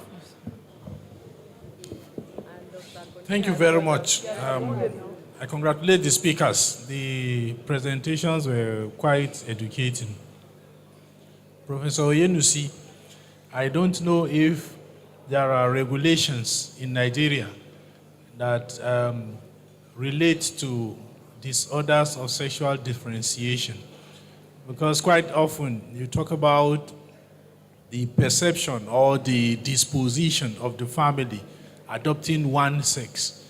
And upon medical evaluation, it turns out the opposite sex. And societal pressures, cultural expectations for a child that is being raised as male now turning out to be biologically female, there may be concerns and litigations. Is there any law on ground that protects the physician or the clinician in doing this kind of job?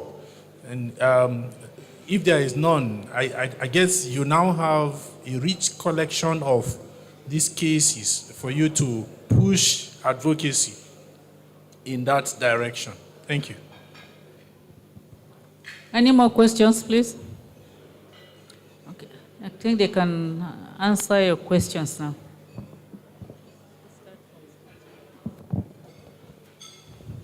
Thank you very much for the questions. I'm glad that, so it means that we stimulated interest, because as I always say, we're beyond DM, and other aspects of endocrinology that is not DM, it's always something that we need to be knowledgeable about. I joke that many people can dabble into treating DM, hypertension of your patients, but nobody can go into this aspect that we described now. So for the support groups that you talked about, very key. For DSDs, we don't have, but for congenital adrenal hyperplasia, luckily we have a group called CLAN, Caring and Living as Neighbors. They're based in Australia, and they've helped us launch the CAH Club. They're very interested in helping our patients, especially access to medications. Hydrocortisone is very expensive, and we can't do the long-acting glucocorticoids because it suppresses the growth of our patients.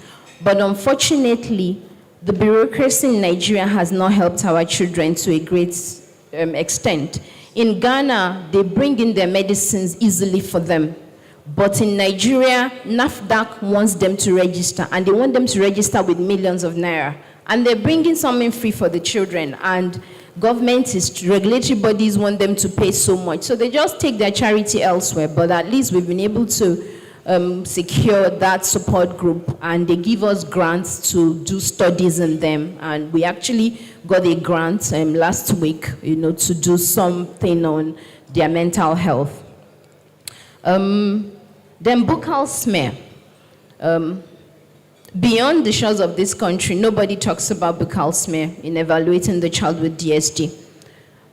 But here, if the buccal smear is positive, it's just telling you that there's an extra X chromosome. If it's negative, it doesn't conclude that the child is female, because it can be negative in 30% of females. And just like the two cases we presented, if the buccal smear, if it was done, it will be positive and say that this child is female. But these are males. It's just that there was translocation of the sex-determining region on the Y, this SRY gene. So really, karyotyping is the way to go. And beyond karyotype, they're able to do SRY. We can't, that's done by fluorescent in situ hybridization, but we're not even able to do that. Then the story of karyotype, I'm glad with IFE, University of Ife Teaching Hospital, they do karyotype very cheaply. Initially we could do in Lagos, but now it has skyrocketed because of the dollar exchange. So it pays me to let my patients come with transport, lodge in Ife. It's just the road travels, the hazards and all. So AfriGlobal does it for them now, but some labs collect as much as 700,000 to do karyotype, so I don't bother. The only way to circumvent that is you must liaise with a very good ultrasonologist who can look, because MRI is expensive as well. But if you have a good sonographer, sonologist who has interest in disorders of sexual differentiation, they actually look out and they're able to do a scan that can give you a lot of information on the internal genitalia of the child. And lastly, thank you, Prof. Oloko, for the comments, and you've raised very valid points.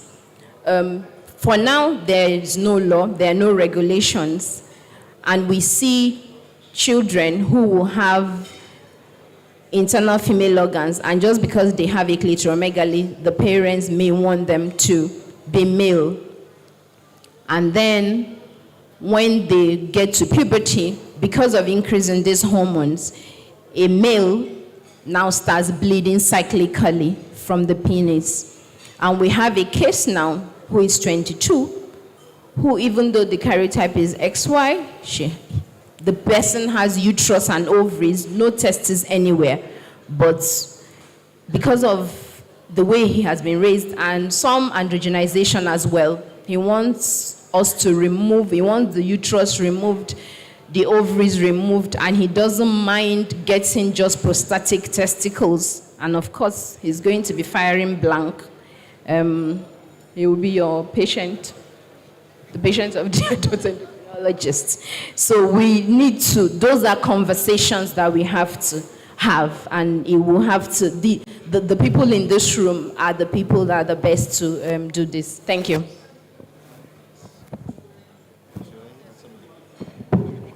Following an order. So thank you very much. The issue of how we can increase our cases, a referral from other places. I mean, the truth of the matter, the issue of infertility, the burden is usually on the females, either from societal demands and other things. You rarely see a man coming to the clinic because of infertility. Most of the people that go to the clinics are females, and that is why they usually go to the gynae clinic. The way to improve the number, they come to us, but the ones that come to us, either from thyroid disorders, prolactinoma, or some other things, and you now find that there is issue of infertility, and you evaluate along that line and treat. So the best way to see how we can improve on this is to collaborate closely with the gynecologists, and then to establish reproductive endocrinology clinics. Because if we do that, even the males that have the problem, sometimes they don't know where to go to. There are a lot of males that have issues, but they don't know where to go to. They either find themselves to the urologist or somewhere else. So we need to collaborate, establish proper reproductive endocrinology clinics, and then work closely with the gynecologists and the urologists. That is the only way to go. But it's a difficult thing, and no matter what you do, you must work with the gynecologist. If not, you will rarely see any patient to manage as a case of infertility. Thank you very much. Yes, please. Please, I crave the indulgence of the chairman to add something to what Prof. Saberi said. When I saw these two cases of 46XX male, and then I searched literature, and I saw that they are exospermic. And then the adult series showed that in some centers, in some fertility centers, almost half of those that they did karyotyping for were 46XX males. You know, so it's more than we even imagine that it is. And then I started talking to Dr. Olokbadida. It means we have to liaise with the gynecologists. Of course, because karyotyping is expensive. I mean, when people come for fertility, they want to pay for IVF. They don't want to start paying for karyotyping. But if we can push for grants and all those things, these are the kind of things that we can work on and give them information and evidence. Thank you. I have two questions. Number one is the relationship between priapism and testosterone replacement therapy. In those who use testosterone replacement therapy and it is used in physiologic doses, you don't expect them to have, even though in pharmacologic doses it can happen. There are studies that have shown that those who have Klinefelter syndrome have tendency to have priapism. But however, in children, I don't know, maybe Dr. Yunusi will bail me out. I know that use of TRT is dose dependent, Abi. And if you use it the right way, you should not have priapism. There are studies that have shown that even in sickle cell disease, if you give the right dose, they will not have priapism. So, can it cause? Yes. But however, if you use it the right way, it should not. But then at what age do we think TRT... at what age do you think TRT should be used to increase penile size? That's Dr. Okwe's question. Am I right, sir? Okay, so when children begin to pass the age of puberty and they have infantile penile length, and testicular size is less than 4 cm, you need to evaluate these patients to see what is wrong and find out the underlying cause. So at that point in time, they need to see the pediatric endocrinologist for evaluation. So I think that will answer that question. Thank you very much for this presentation. The next activity is a presentation of plaques to the MC. So I'm going to present it now.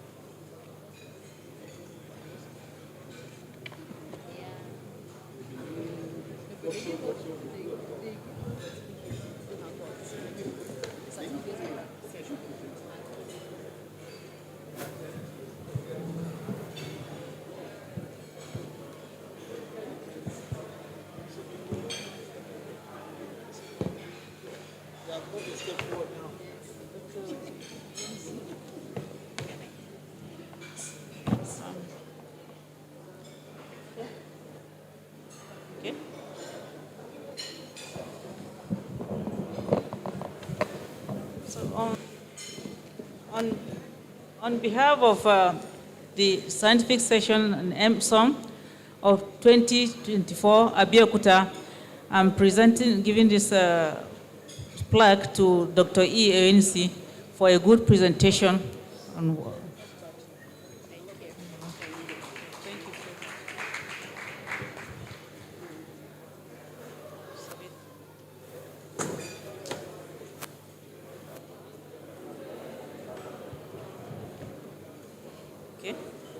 On behalf of Emson, I'm presenting this plaque to Professor A. Sabir for a wonderful presentation on 2024, Abeokuta, Emson. Thank you.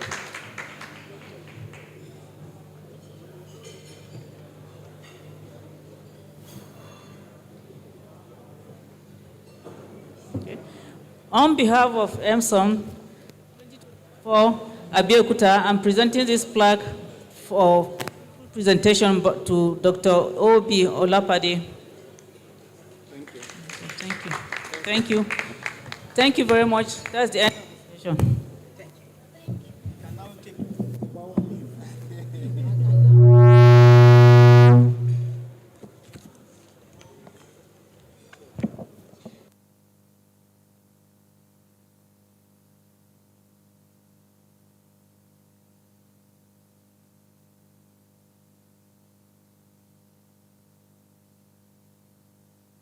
Back to life, answer all the puzzles in my heart, yeah.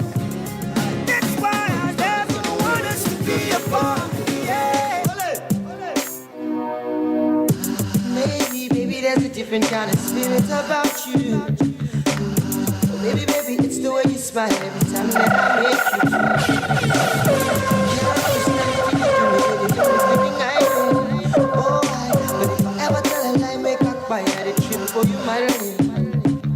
After all is said and done, you don't even show me you care in return. You don't even make me feel like you're number one. You don't even try to show me my position. It is only fair that you should let me know. You should let me know how you feel about me, so I have had enough of your forming. I am dying for your loving. I am calling you only, cause you stole my heart away. Cause I gave all my life to you. Girl, I put your backbone. Then baby, you should let me know. But now it's only me that let you know I love you so. That is not the way that the story should go. Cause it feels good loving somebody and somebody loves you back. It feels good needing somebody and somebody needs you back, needs you back. Maybe you're scared of letting go of your emotions. Or maybe you're just trying to give out your night. I'm glad to be here in Nigeria today to present and represent my company, Microtech Company. Actually, Microtech Company, next. Microtech Company was established since 2011 with one vision, that to make diabetes life better. Please next. From 2011 till now, Microtech developed many devices. All these devices are related to diabetes.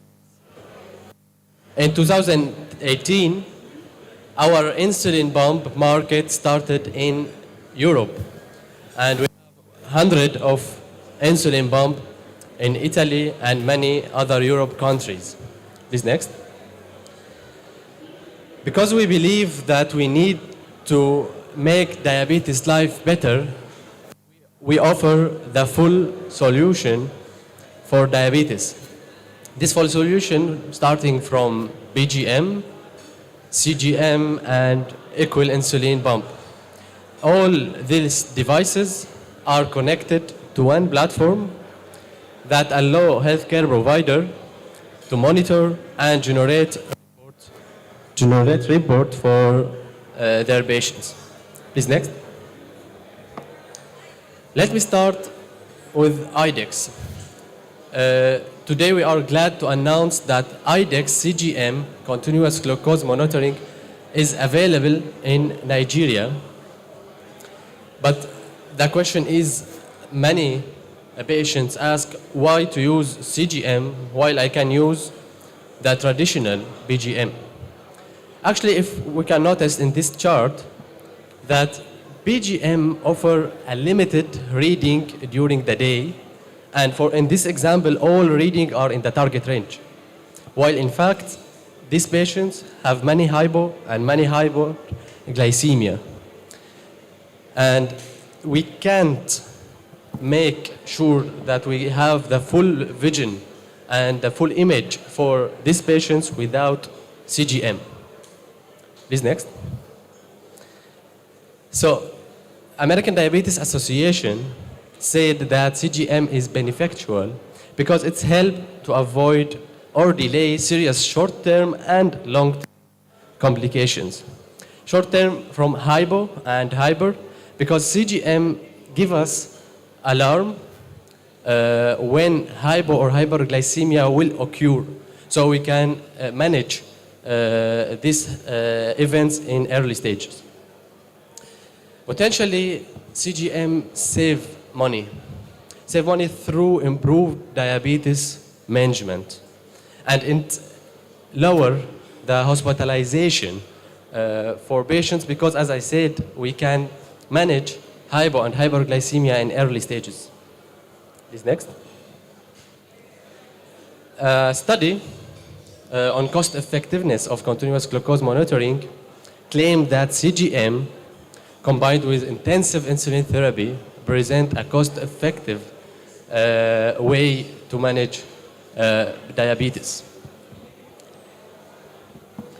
IDEX CGM, this little device that we can use on abdomen or an upper arm, can give us a reading or a glucose reading every 5 minutes in a real time without need to make the flash or any other procedure.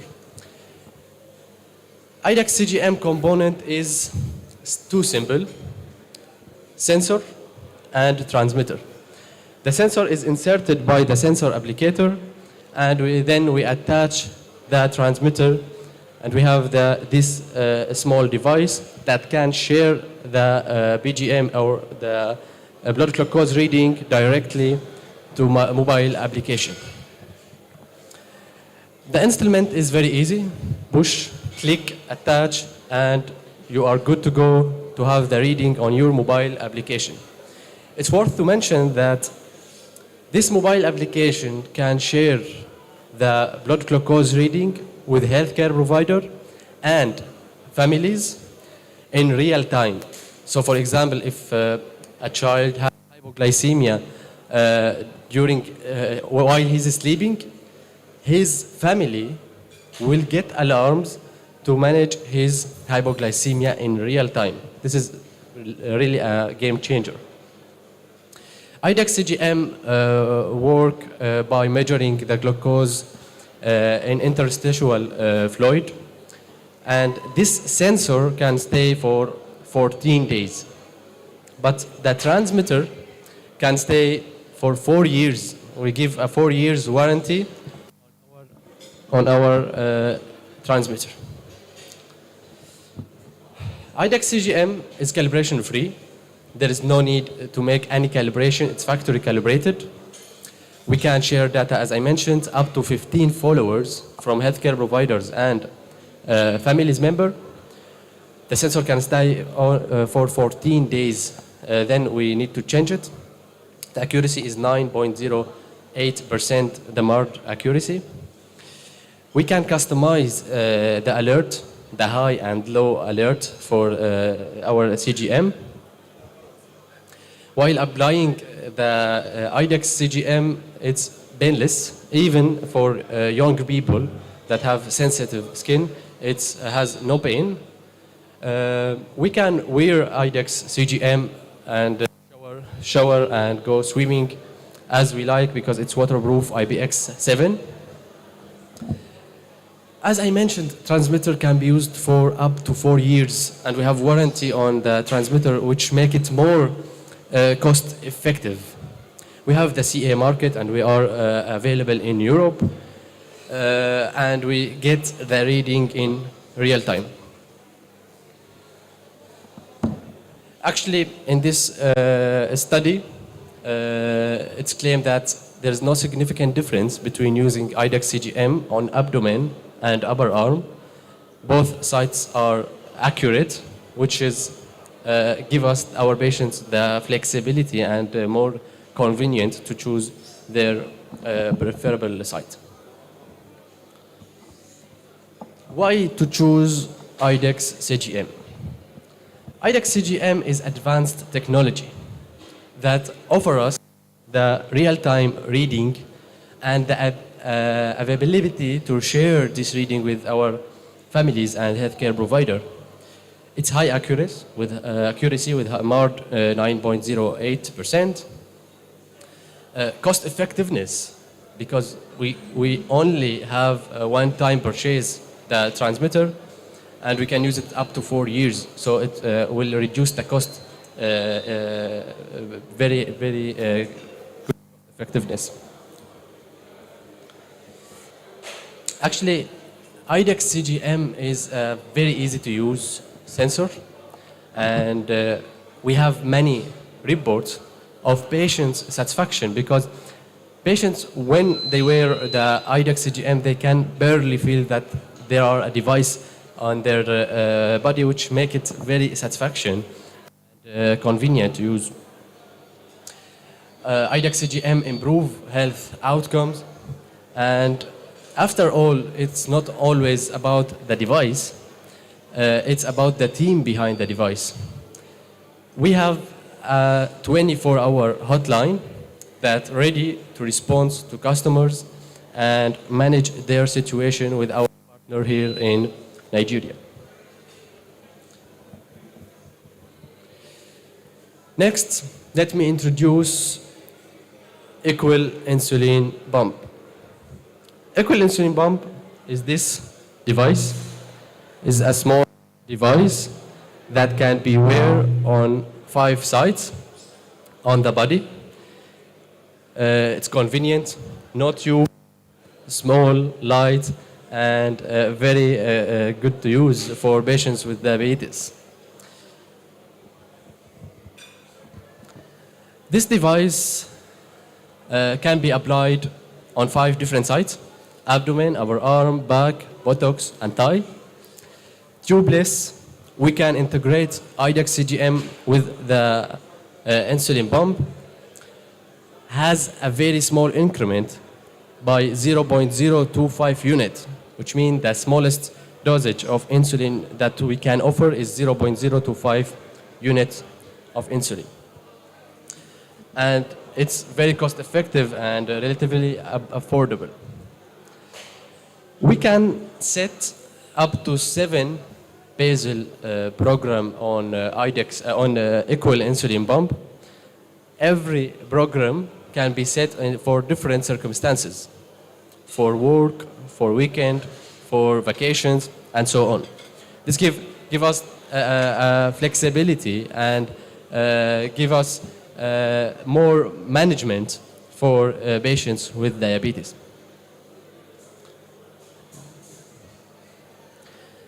The system or the equal insulin pump component is very simple.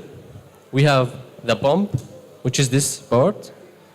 We have the cannula and or the infusion set, which are responsible to deliver insulin into the body. The reservoir where we can fill up the insulin, and inserter that we can use to insert the cannula. Installation steps are very easy.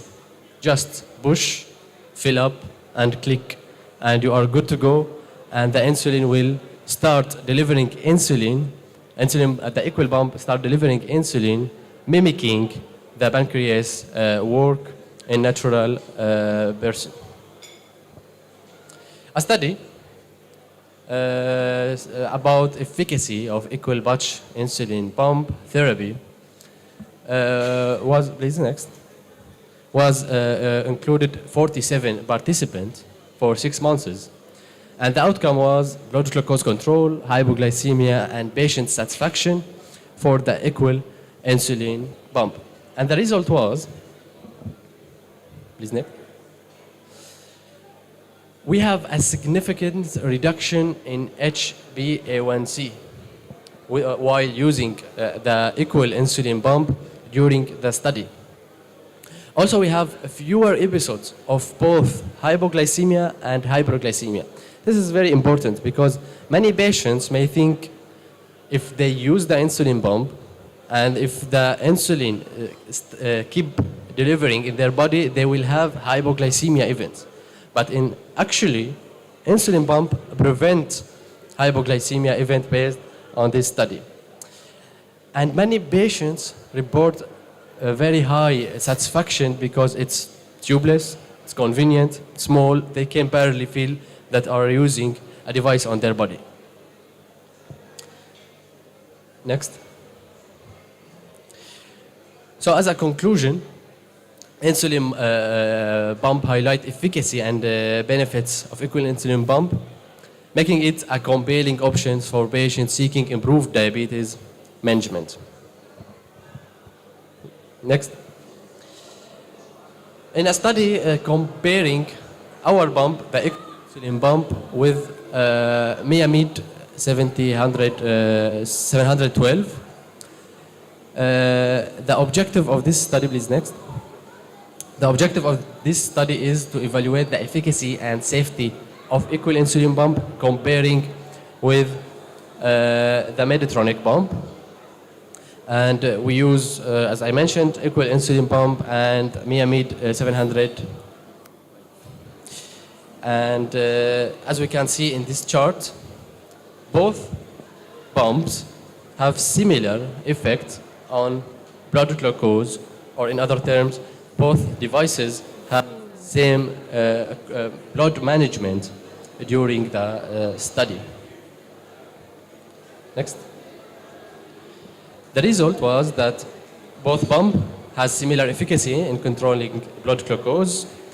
Both pump have hypoglycemia and hyperglycemia events during the pump. But the most interesting that patients, although it's not an outcome in the study, but patients report satisfaction while using that tubeless pump because it's more convenient than using the tube pump and give them more flexibility in enjoying their daily life. Next.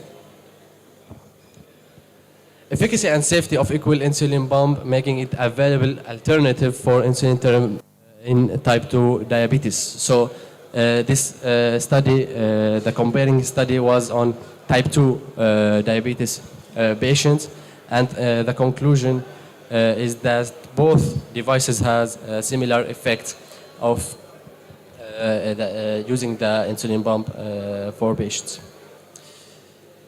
I need to re-mention the implementation sites for equal insulin pump. because we have flexibility to choose 5 sites: abdomen, upper arm, thigh, back, and buttocks. This flexibility gives us more options and can lead or let the patients make the rotations more than a conventional pump. These rotations in this study highlighted to reduce skin complication by using the insulin pump. Because, can you please, next? Next. As you can see in this picture, that using the tube pump on the same site over and over will lead to skin complication. So we have these 5 sites and this flexibility to choose different sites and do the rotation will reduce the skincare complications in the long term. Next. Next. Play the video, please.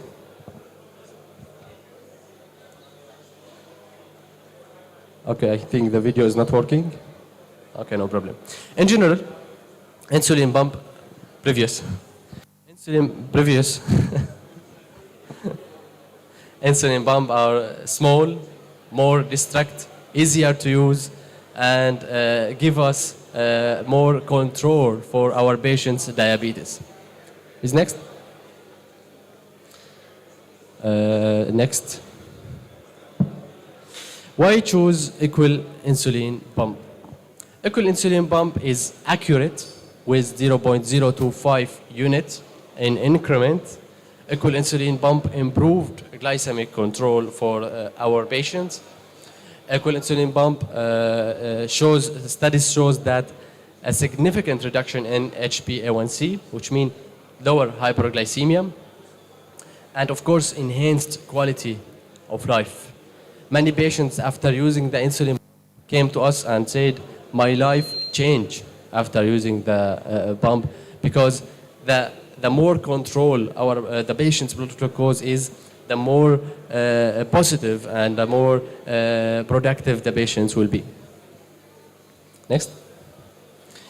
Equal insulin pump enhanced satisfaction. It's very small, very light. Patients can barely feel that they are using this device. In addition, that Microtech invests a lot in R&D department, which means, or with a goal to keep ahead on the markets and keep our products updated and even more updated than others competitors in the markets. Equal insulin pump is effective, cost effective, and after all, I need to mention that we have a support team for equal insulin pump, starting from to train the patients, give the patients training, implement the insulin pump, and offer the after-sales support after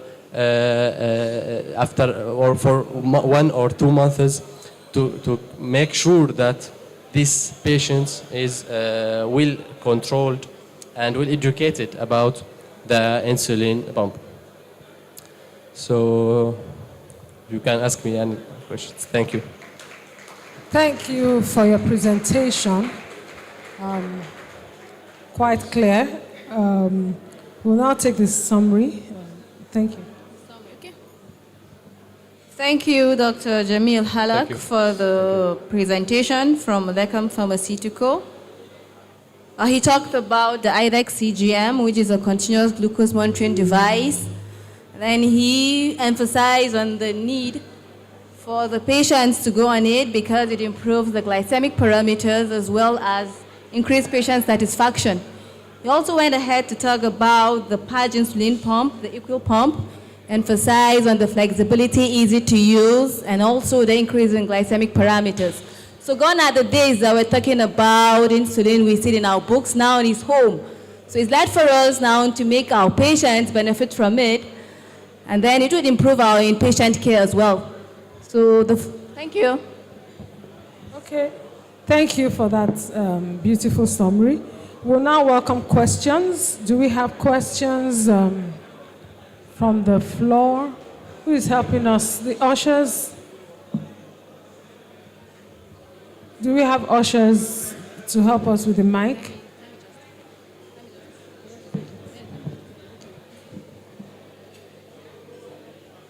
So the floor is open for questions, please.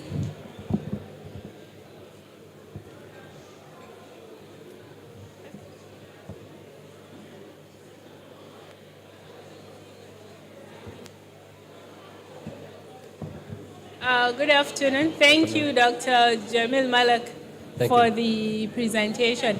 My question here is the IDEX CGM and the EQUIL, do they operate in a closed loop system? Okay. For now, the integration between CGM and the insulin pump is just for reading, not to take therapy decision. After a while, I think after a year, we will have a closed loop system between our CGM and our insulin pump. Okay. Thank you very much. Thank you. That's my question.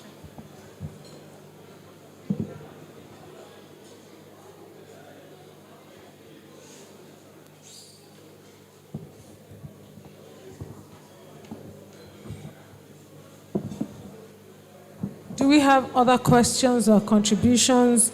Mine is a question. Is this suitable for pregnant women, the CGM? Both devices are suitable for pregnant women. For yes. pregnant women. Yes. Okay. And I think it's a must for pregnant women to use the insulin pump because the more control, the more safety for her baby. Yeah, because there are studies to show that people on CGMs in pregnancy, especially if they're on insulin, have better control than just self-monitoring of blood glucose. I know that in our environment, CGM is something that we've been waiting for years. It's not all we teach medical students is, oh, there's CGM, but it's not available in Nigeria, but now it's available. And the sensors he mentioned will need to be changed every 14 days. That's approximately 2 weeks. And the fact that you can change the other parts in 4 years. So for patients who can afford it, they will benefit from CGMs as well as the insulin pump.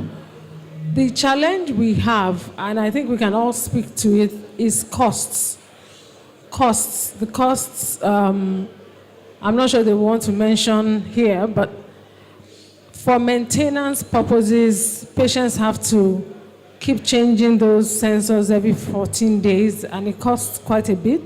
But if they're on insurance, that makes it easier for patients to, especially if it's private insurance, to access this for care. But also, we must think of the fact that these things are said to be cost effective and not, what do we say, costly. But we know the reality of the times we live in. So I want us to speak to this. How many of us have patients on CGM in our centers, and any challenges with CGM and insulin pumps so far?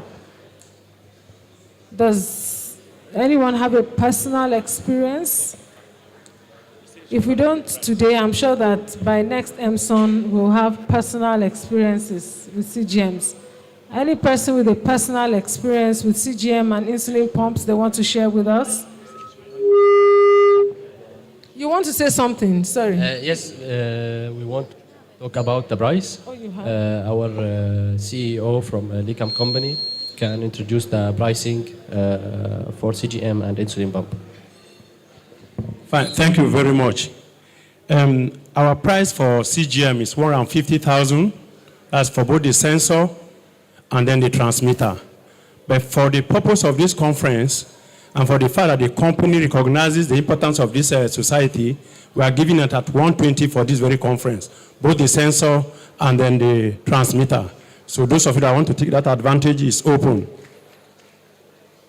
And then after this Please, any center that we administer the CGM, we actually have 10,000 to be returned to that center for that services rendered. Don't know whether you get me? The price is 150. And then as you administer it to your patient in your center, for that services you render, we are returning 10,000, the company is returning 10,000 to the institution for that services because they are your patients. You are the one to monitor them. And then for the the insulin pump, the price is actually $2,000 US, which translates to 3,250,000. But you will know that it's subject to exchange rate. If the exchange rate comes down, you will be rest assured the price will actually come down. Then the accessories for a whole month comes to 150,000. That's for the insulin pump. Thank you very much. Our stand is actually outside there. We have both the CGM right in our stand there, and we're inviting you to our stand. Thank you very much. Sorry, how much does it cost to replace the sensors? Yes, it's 60,000 naira to replace the sensor. Okay. Yes, ma'am. Thank you, ma'am. All right, thank you. Do we still have questions for them or comments? Dr. Zatum wants to share an experience. Thank you. So it's an experience with the use of CGM, though ours is Freestyle Libre, that we use in our patients. Indeed, yes, we also observe the patient satisfaction, the ease to use, but of course, the problem is always the cost. So, but now we have the IDEX, and apparently theirs is much cheaper. So I think we can all go ahead and prescribe that for our patients, for them to get it. Thank you. Thank you. I need to add something that the ADA recommendation, the last ADA guideline, they mentions that we need to take costs into consideration because these devices make the best benefits on the long run. So when the patients can afford on the long run, they make the best use and the best benefit of these devices. And that's our vision, and this is our task to do, is to offer these devices for many diabetes patients to improve their life. Okay. Thank you very much for your presentation. We've learned about time in range today, and the fact that we carefully select our patients for whatever treatment, especially the CGMs, so we know what to do and when to use oral agents, when to use insulin, basal insulin, premixed, as well as CGM. Thank you very much for your presentation. Please let's give Licam a round of applause. Licam Pharmaceuticals, let's give them a round of applause.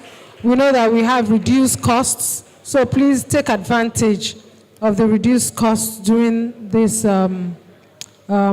conference. Next, we have Shalina Healthcare. Are they ready? Shalina, please come up for your presentation. Let's give them a round of applause, please.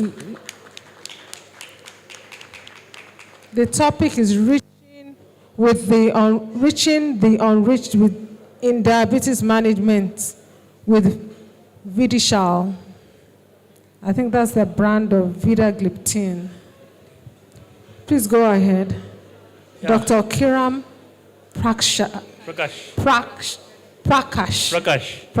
You're welcome, sir. Can I have the slides?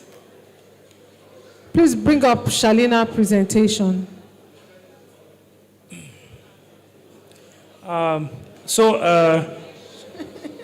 Good evening to all the esteemed doctors gathered today, and it's a great privilege for me to be here. My name is Dr. Kiran from Shalina Healthcare. I head the sales and marketing in Shalina, Nigeria, and there is something that I want to talk about, that how we want to partner with you to transform the diabetes care in Nigeria. Next slide.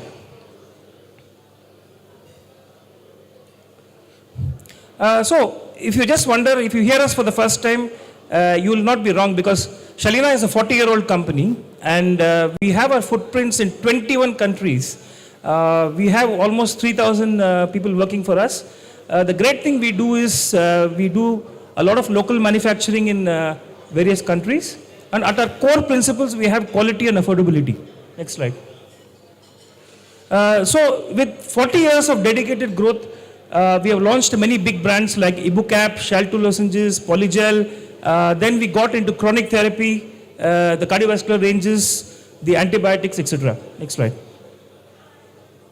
Suffice to say that in many countries, we also established brand leadership in different countries, in different segments, be it the anti-infectives, be it the anti-malarials, be it the pain segment. Next slide. This is not possible if you don't have elevated health outcomes. So as a company, when a patient goes through a patient journey, there are a lot of healthcare practitioners who take care of the patient. And for us, we believe it is our, let me say, privilege to actually take care of all the healthcare practitioners who are there in the patient journey. Be it the doctors, be it the nursing staff, be it the pharmacists, etc. So we do a lot of Shalina market clinics where we actually go to different markets, we go to churches, we go to mosques, we do a lot of screening camps, whether it's the anemia detection camp or is the H. pylori screening or it's the cholesterol testing, etc. Next slide. Nothing can be complete without doing scientific programs. So we have done a lot of scientific programs in the last 2 years. And one of our main flagship program is the antibiotic stewardship program, where we worked 2 years to build or develop antibiotic stewardship protocol. And so far we have implemented in almost 40 hospitals. This is done with a singular experience to reduce the antibiotic resistance. We also have done various certificate programs for pharmacists, that is the Shalina Young Talent Award, the Rising Star for resident doctors. Next slide. We do a lot of expert panels with cardiologists, gynecologists. We do a lot of masterclass program with the CVD doctors. Then, next slide. Next slide. You flipped back to the previous slide, sorry. The other thing we also recently launched is called the Shalina MedSpace. So we know that there's a large knowledge gap in the world. And Shalina MedSpace is a one-stop solution to get access to various things like scientific articles, presentations, expert opinions, disease awareness, patient education leaflet, etc., etc. So this is completely free to all doctors. Next slide. Next slide. Now, we also want to establish our footprints in diabetes. So how do we want to partner with doctors like you to actually transform the diabetes care? One program which we are very interested to take it up with experts to train the primary care physicians is called as the Diabetes Masterclass. So we are going to collect diabetes topics from the general hospitals, develop modules, and train various doctors in primary care. Next slide. The other thing I strongly believe is developing customized treatment protocols. So we are also planning to do a lot of hospital customized protocols for diabetes management and also diagnosis. So this is going to be done with partnership with eminent societies like Emson, DAN, etc. And this is going to be customized to Nigeria, looking at various protocols outside. Next slide. The third program that we also want to do is a lot of capacity building programs for primary care doctors, just to enhance their practice and upskill them. This is very important for them because they don't have time to enhance their diabetes knowledge. So we want to partner with teaching hospitals to do preceptorship programs where the doctors can go in small groups, observe the doctors treating the patients in OPD, get a certificate, discuss live cases, etc., etc. We have a lot of other programs which we also conceived. One is we want to have a multidisciplinary approach because diabetes is all about not just the diabetes but also the systematic issues involved. So we want to do a lot of disease clubs in various cities where the doctors can send cases. There are eminent nephrologists, diabetologists, cardiologists who are part of the panel to discuss cases. We also want to, hold on. Yeah. We also want to develop diabetes centers of excellence because at least for a patient walking into a diabetes clinic is not just about diabetes, it's not about the drugs, it's also about the counseling, simple things like giving insulin injections, what are the right techniques, is there a dietary counselor, etc. So we really want to partner with hospitals to develop diabetes centers of excellence where we can facilitate various services of nurses, patient educational materials, doctors can give health talks, etc., etc. And the other thing we are also very interested is building a strong repository of patients. So we want to build a strong database of patients. Next slide. Very important is patient awareness. So we want to develop various patient awareness tools, focus with a lot of patient advocacy groups to reach as many patients as possible. Next slide. One thing which is not complete in diabetes is if you don't do patient outreach programs. So we are also planning to do a lot of patient outreach programs with hospitals and also at the community to bring patients to the hospitals at the right time. Okay, so this is going to be screening programs of disease detection, random blood sugar, HbA1c, etc. Next slide. We also are interested in... Do you want to talk about your medication? Because your time is going. No, I will when in the end, ma. You know, the topic, reaching the unreached in diabetes management with Vidisha. Yeah. Yes. So, are you still going to get there? Because you have just about 5 more minutes. I just have one slide, ma, after this. Right. Next slide. So now, madam asked me, what is the product we have? So we have just launched Vildishal, which is vildagliptin plain 50 milligrams. We also launched a combination with metformin 500 and 1000. But for us, it's very important that we want to transform diabetes care with this drug and with all your support. So I was more interested in talking about the programs that we want to do through this launch as well. Yeah, thank you so much, ma'am. Thank you. So maybe you should just let us know what is in Vidisha, so that what molecule is there and what is special about your own molecule in Vidisha. Thank you. So our Vildishal is plain vildagliptin 50 milligrams. We also have Vildishal M, that is in a combination of metformin with 500 milligrams and also 1000 milligrams. What is special about Shalina Healthcare is the quality, which is very trusted. So end-to-end manufacturing till this point of supply is taken care completely by staff. And the quality will be there with affordability. The other thing we also plan to do, is generate a lot of Nigerian-specific evidence. So we will also see the efficacy in the coming months with our molecules. Thank you. We'll welcome questions, but while you're warming up for your questions, let Dr. Zaitu give us a summary. Thank you, Dr. Kiran Prakash, for the presentation. That's on behalf of Shalina Healthcare. The topic, reaching with the unreached in diabetes management with Vidishal, which is vildagliptin. Introduce the company, emphasize a lot about capacity building programs, partnership with expert societies like Emson, and also training specialists in diabetes care, right from the primary healthcare, right?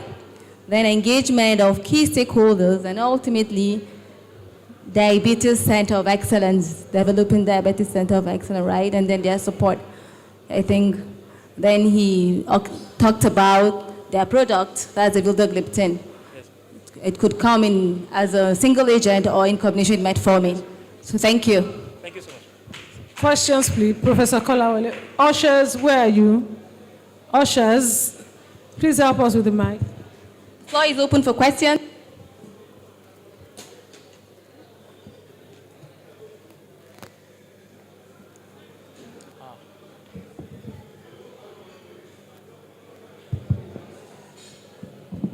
Thank you very much.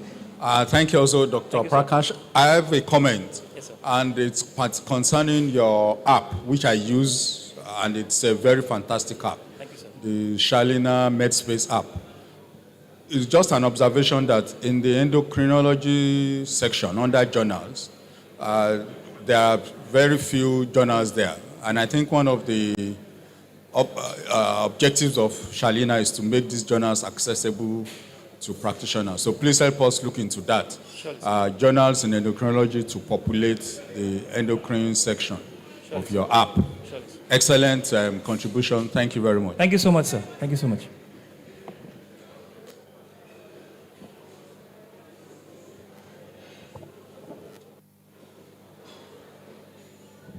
Do we have more questions?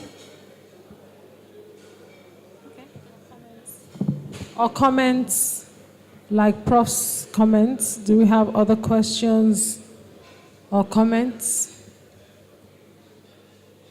I'm particularly happy that Shalina wants to improve diabetes care, and they've been doing that from the patient's side, from what you've presented, and now you want to look into the healthcare providers aspect. So I'm sure Dan and Emson will be ready to partner with you to prepare those modules and probably disseminate whether physically or online, and so that the effects will be far-reaching, and also be able to look into your diabetes portfolio. If you've claimed that is affordable, yes, and so we believe that our patients will benefit from your medications and also from your diabetes education. And you mentioned that indeed you don't even want just doctors, nurses, and all other people who support people with diabetes. So we're very glad to hear that. So thank you very much for your presentation. I'm not sure are there still comments? In the absence of further questions and comments, let's give them a good round of applause. Thank you so much. Thank you very much, Shalina. Thank you very much to our wonderful audience. We've come to the end of this session on product presentation. We'll move on to the Prof. Dagogo Jack lecture. Thank you. Dr. Lakwade. Thank you, Dr. Emson, Dr. Zeto. So we're going to the final session today, and that is the Professor Dagogo Jack Award Lecture. So I want to call on Dr. Williams Balogun, who will be chairing the session, and Dr. Elizabeth Oyenusi, who will co-chair the session.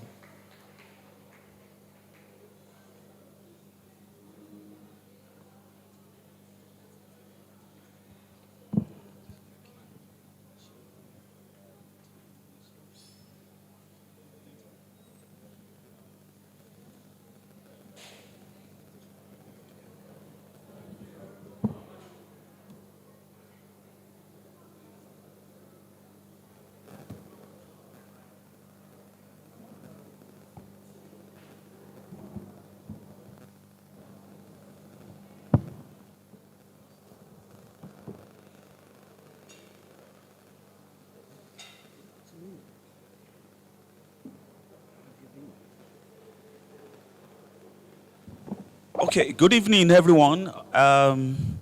We've come to one of the high points of this 45th scientific meeting. And as the Secretary General has announced, we have the first of its kind in the history of the society, an award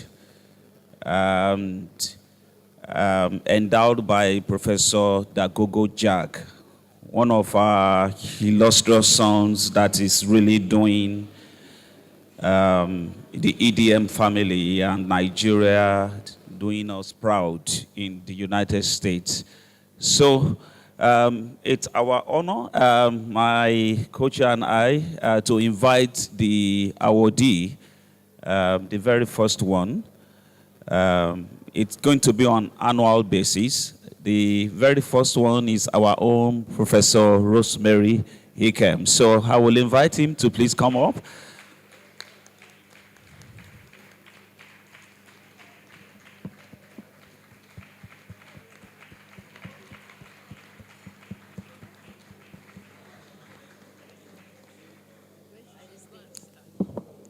Maybe you just, because that's the next thing for you to stand, so that I will invite Dr. Ojo to please come and read the citation of their eminent senior colleague, Professor Rosemary Hikem, after which she will proceed with the lecture.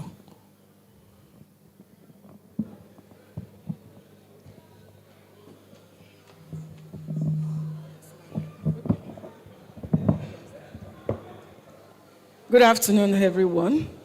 It is my pleasure this evening to take the citation of my mentor. Professor Rosemary T. Hikem completed her residency training program in Obafemi Awolowo University Teaching Hospitals Complex, OHTHC Ile-Ife, and was awarded Fellow of Nigerian Postgraduate Medical College, Nigeria, in internal medicine, with a subspecialty in endocrinology. She joined the services of Obafemi Awolowo University Ile-Ife in 1999, where she works till date. With her keen interest in research over the years, she has published in both local and international peer-reviewed journals. Some of these works have been presented at conferences. She still has several ongoing papers in the research stage. Our research interest is in diabetology, particularly in complications of diabetes, and has contributed to knowledge in the area of the burden of diabetes, its complications, and quality of life. She has, through her lectures and interactions, empowered people living with diabetes. She is a co-founder of the research group Strategies for Improving Diabetes Care in Nigeria, SIDCANE, which received grants from the World Diabetes Foundation. She is well-traveled and has also been awarded several travel grants, both internationally and locally. Her academic and professional qualifications include Fellow, Nigerian Society of Endocrinology and Metabolism, now Endocrine Society of Nigeria, Fellow of the American College of Clinical Endocrinologists, Fellow of the American College of Physicians, and a member of several other professional bodies in diabetes, endocrinology, and metabolism. She has mentored, trained, and supervised several clinical endocrinologists for both the National Postgraduate Medical College of Nigeria and West Africa College of Physicians, who are practicing in different parts of the country and globally. She has also examined and supervised students for master's and PhD.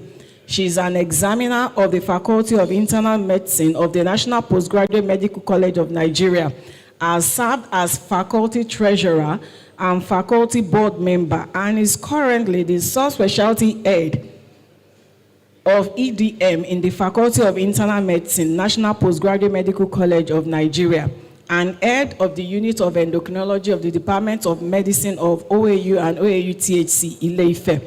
Professor Hikem is a passionate, seasoned, skilled professor of medicine and endocrinology with a very good and outstanding communication and patient-centered management skills, knowledge acquisition, and tutelage at both undergraduate and postgraduate levels. Ladies and gentlemen, join me to receive my mentor this evening. Thank you very much.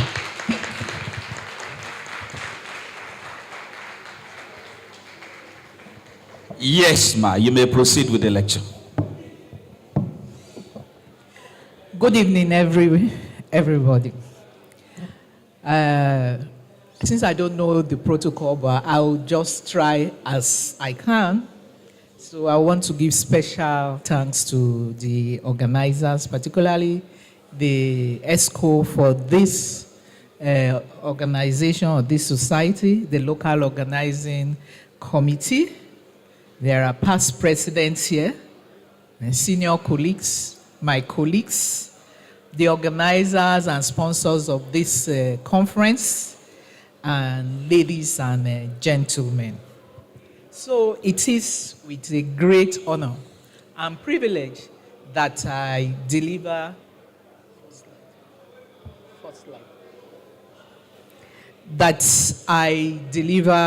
this maiden edition of the Professor Sam Dagogo Jack lecture. When I was called to give this lecture, my mind went in circles. Those who know me, I don't like talking, I don't like to be prominent in anything. I just stay in my own and contribute what I need to do. But I now said, why not? And I contemplated on this, and what came to my mind is advances in the management of diabetes mellitus. And why I chose this topic, it's because of the suffering of our patients. Today, we have seen so many presentations, but are they getting to our patient? And I also, at this stage, I don't know if Professor Dagogo Jack is online, also appreciate and thank him for starting this award for excellence in endocrinology. So, without further ado, I will start. And this.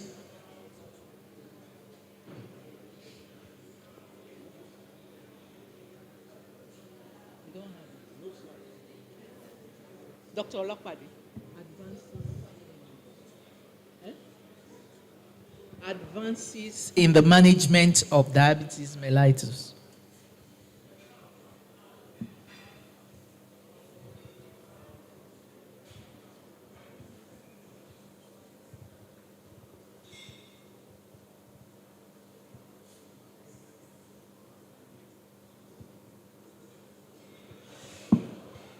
Now, while they are still looking for this, I just talk briefly about Professor Dagogo Jack. I've met him, well, I say several times, but more when I travel abroad. But I don't think he particularly knows me. But sometimes you don't need to know somebody. People look up to you, see what you have done, and they want to emulate what you have done. And looking through his profile, I also found that he has this, his focus is more on genetic and environmental factors in predicting prediabetes, diabetes mellitus, and its complication. So you see, he too has done some things in trying to advance the management of diabetes mellitus.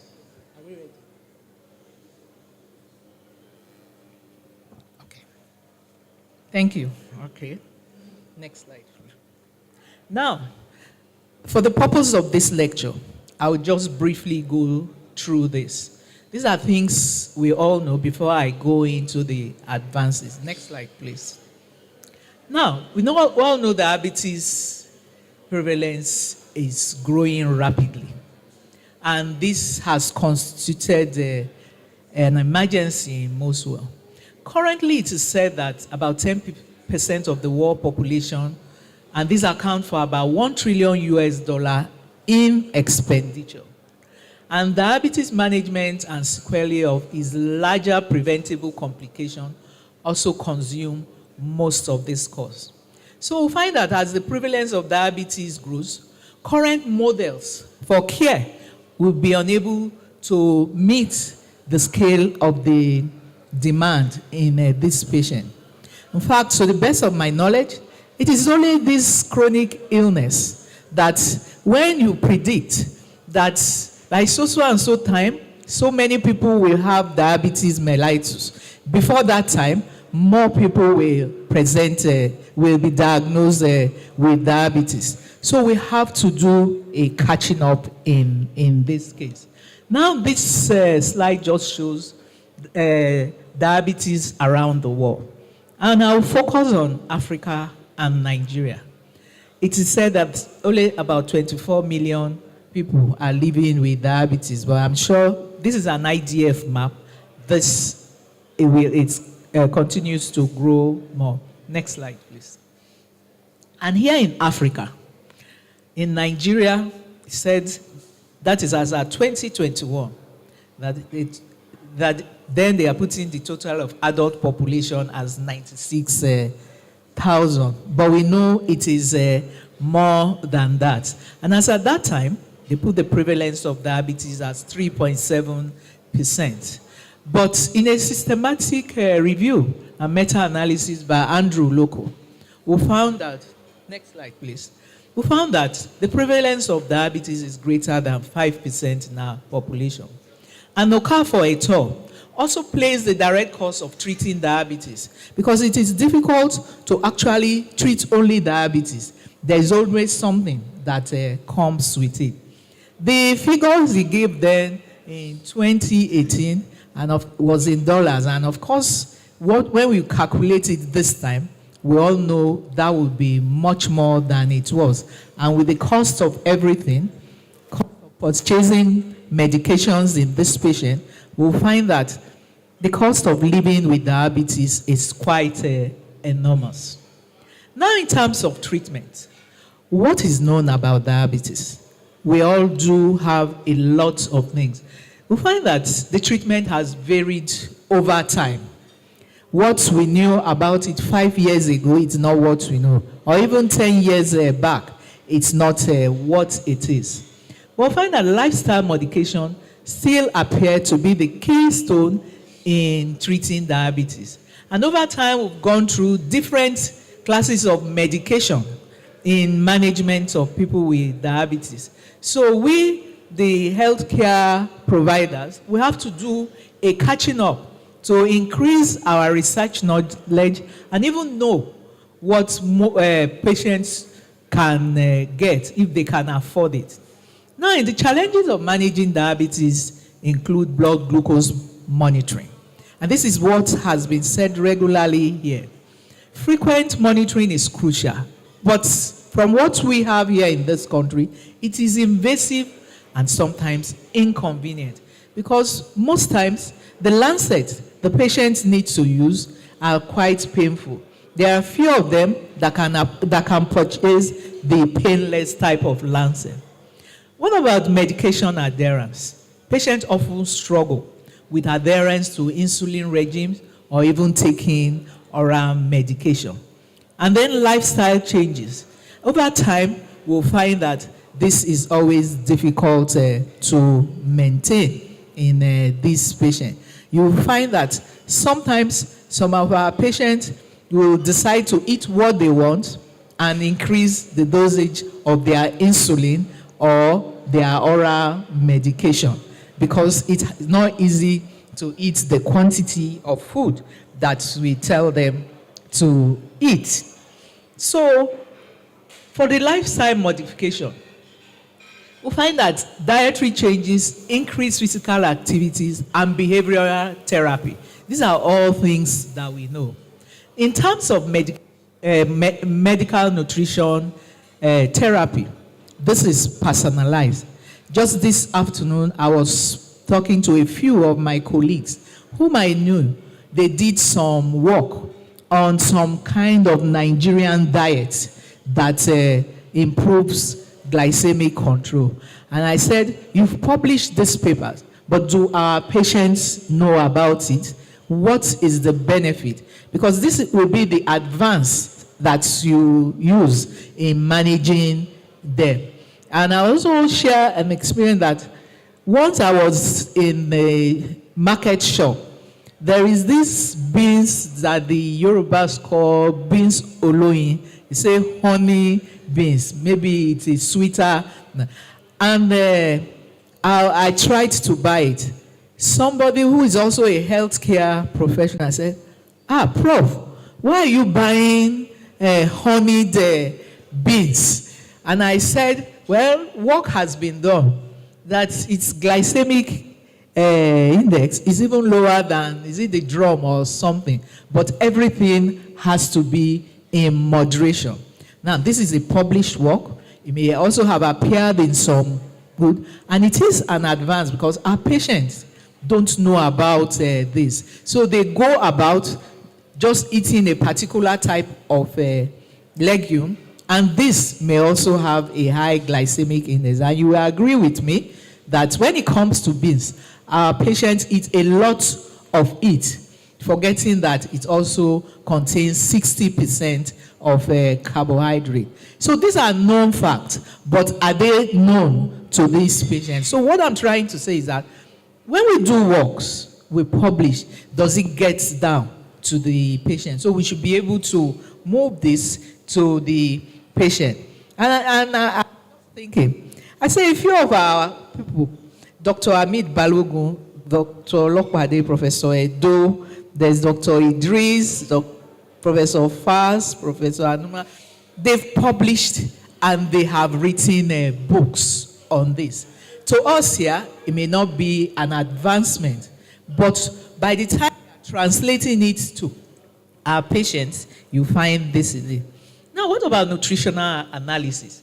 There are certain smartphones that have food trackers or calorie apps that can identify and classify food and micronutrients. And you will agree with me, if you don't have the app that has our local dishes, it will not be easy to measure it. And even if you are measuring and you are using scale, you find that how many of our patients use scales. So things have to be done to look into their problem. And so you have the AI to analyze this food. So the AI, when you use it and you input local foods and the quantity, it will be easy for them to do. Next slide, please. Then you also have exercise, regular exercise such as walking or even our traditional dances. So some people, maybe because of their environment, they cannot take walks, but they can play some music and dance. I learned some dance step today too. And these are the things. People can stay in their house because it's not everybody that want people to know what they have. And where I reside, it's a closed environment. Some of the patients I have say they don't walk.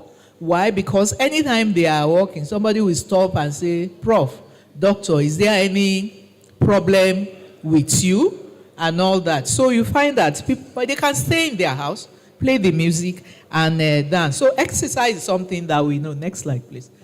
Then you have stress management. Anybody you make a diagnosis of diabetes and you tell them, the first thing is, I cannot eat this food, I cannot eat, and it's stressful. But you find that stress does not even have to be the problem in this patient. It's not an enemy. It's quite the opposite. Stress can motivate people to carry out their daily tasks and routine and essential management of their diabetes. And there are different types of stresses, which we all know. So the thing is to identify a stressor and make them able to take one step at a time to effectively manage their pain. Sometimes it could mean referring them for psychotherapy. So regular exercise, eating healthy diet, practicing relaxation may also help stress and blood glucose level. Next slide, please. Now, sleep is another thing. A lot of people don't sleep. Maybe because of the environment that they are in, and this may affect them. But it's been found that when people sleep very well, it's essential in controlling a lot of hormones, including several that are directly connected to glucose metabolism. But a lack of sleep will increase cortisol level, and this will induce insulin resistance. And studies have shown that after a good night's sleep, which they say is 6 to 8 hours, not 4 hours, you find that the participants who participated in this good night's sleep were essentially able to avoid high blood glucose spikes after breakfast the following day. So sometimes your patient come, they show you their data, blood glucose is there. Then the day they are coming, it is high. What happened? They couldn't sleep. Maybe it's from some things that happened to them. Next slide. Then you have a community support. Community support, a good thing that we have been doing all this. When you look at the Diabetes Association, you see how people who have diabetes come together. Even here, the LOC chair, Dr. Adeshino, has a group. He has a camp where the young ones come regularly to do that. Because if they don't have community support, you find telling somebody that you have diabetes is difficult. You need that courage to be able to tell them. So some of this support group can help them. Those who can read news, they are in forums, they are in app. Some even take courses, and they will even ask you questions about how to manage their diabetes. And of course, for those who have frequent hypos, they could wear an ID for people to be able to manage them. Next slide, please. The other one is the medications that this patient, from what we know, in managing type 2 diabetes, you have the Omnius octet. And with the Omnius octet, some of them, a particular part, may have 2 or 3 medications in the management. So for us healthcare providers, we too have to catch up to know which medication will we use for these patients who have it, and to know the one that will benefit them. And you find that the pharma industry have continued to provide innovative solutions in this field of diabetes care. They have developed new classes of drugs that often enhance efficacy and safety profile. Notably are these last 2, the sodium glucose co-transporter 2 inhibitors and the glycagon-like peptide 1. This, in some cases, we see as new medications. But for most of us, we'll find that these medications have been there for a long time. And sometimes these medications are just coming in to the country, and people think they are all new in managing diabetes mellitus. Next slide, please. Statin. Now, statin is used to lower cholesterol. But a recent study have highlighted its dual role, not only in lowering the cholesterol, but also improving glycemic control. The mechanism of action is really not known. But some say it's improved insulin sensitivity, or it may have an anti-inflammatory effect that benefits blood glucose. So this makes statins a valuable addition to the treatment regimen of people living with diabetes, particularly those who have cardiovascular disease. Now to the advances that I want to discuss for this lecture. This is what a typical doctor faces. Appointment time, sometimes it has to be short. You have to change guidelines. You have multiple treatment regimens. Sometimes you have high patient volume. New treatments that we need to nail. Complex monitoring regimens. Multiple data silos. Unlimited, or rather limited population intelligence. So some patients that we have do not really know what you are talking about. Then you also have limited specialist access. And you will agree with me, sometimes it's not all of us who are here, let's say 5 years ago, that are still here. Most have gone for greener pastures. Then you have limited preventable care and evolving evidence-based treatment. So the load is now on us who are here. How can we relieve this load? And the first thing, next slide please, is that we are having increasing prevalence. And diabetes could have high avoidable mortality if they are well taken care of, and the economic burden which I have previously mentioned. And then the recent advancement in digital health technology, especially artificial intelligence, will provide a significant opportunity to achieve this. Next slide, please. So for this purpose, I'm going to talk more on artificial intelligence, AI. I'll talk about the gene therapy and diabetes, stem cell therapy in diabetes, and the nanotechnology and diabetes. Sometimes when we look at this, they are all not highfalutin technologies that we ourselves cannot do. We don't always have to rely, because there are brains in this country to be able to bring this advancement to us and to our patients in them. Next slide, please. Now, the use of AI, artificial intelligence. It's an umbrella term that has been defined by several ways, and I've just taken these two. Now, this is a technology that enables computers and machines to simulate human learning, comprehension, problem solving, decision making, and creative autonomy.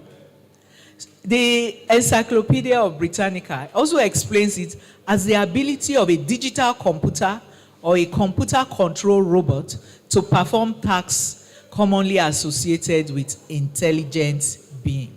Now you tell me, don't we have enough IT gurus in this country to be able to do this for the management of our patients? Next slide, please. So you find that the artificial intelligence technique explores the use of potential AI, and it is a data-driven. It covers different aspects of diabetes and its plan. It covers areas of patient education and patient management. It could take clinical decisions that support systems and predicts analysis. That's why I was so happy when I was reading about Professor Dagogo Jazz, that his focus is on genetic and environment and being able to predict those who have pre-diabetes, diabetes, and so on. So he uses multimodal data, and you could also have imaging or genetic techniques that you have in them. Next slide, please. So in a consensus report in 2020, ADA and EASD Precision, it says that adaptive AI approaches and can support clinical practice where there is emerging complexity, such as in diagnosis, subtyping, and personalized management. Now, how does this do? You have the AI, the computer, because if you remember my diagnosis, by intelligent human beings. So you put the data, you put what you want in it, and those are the things you fill in. So a person has diabetes mellitus. You know, it's computer-based, and it is written by the IT gurus and specialists. A person has diabetes mellitus, and you put all the demographic things you want, the medications they are taking, their blood glucose profile. It can predict, will this patient have this complication or that complication? And if we as the healthcare giver know that this patient can have and this patient cannot have, so we start early to try to preempt and stop this. It can even do that with the family. Somebody has diabetes, they want to know whether people in their family or relatives can have that. So when you input this, you will be able to determine. The AI will tell you, maybe in 5 years' time, somebody like this may have impaired glucose tolerance or may have diabetes because of the data that we have inputted in. Meanwhile, in our clinic, I don't know how many people have the electronic health record or the medical record profile.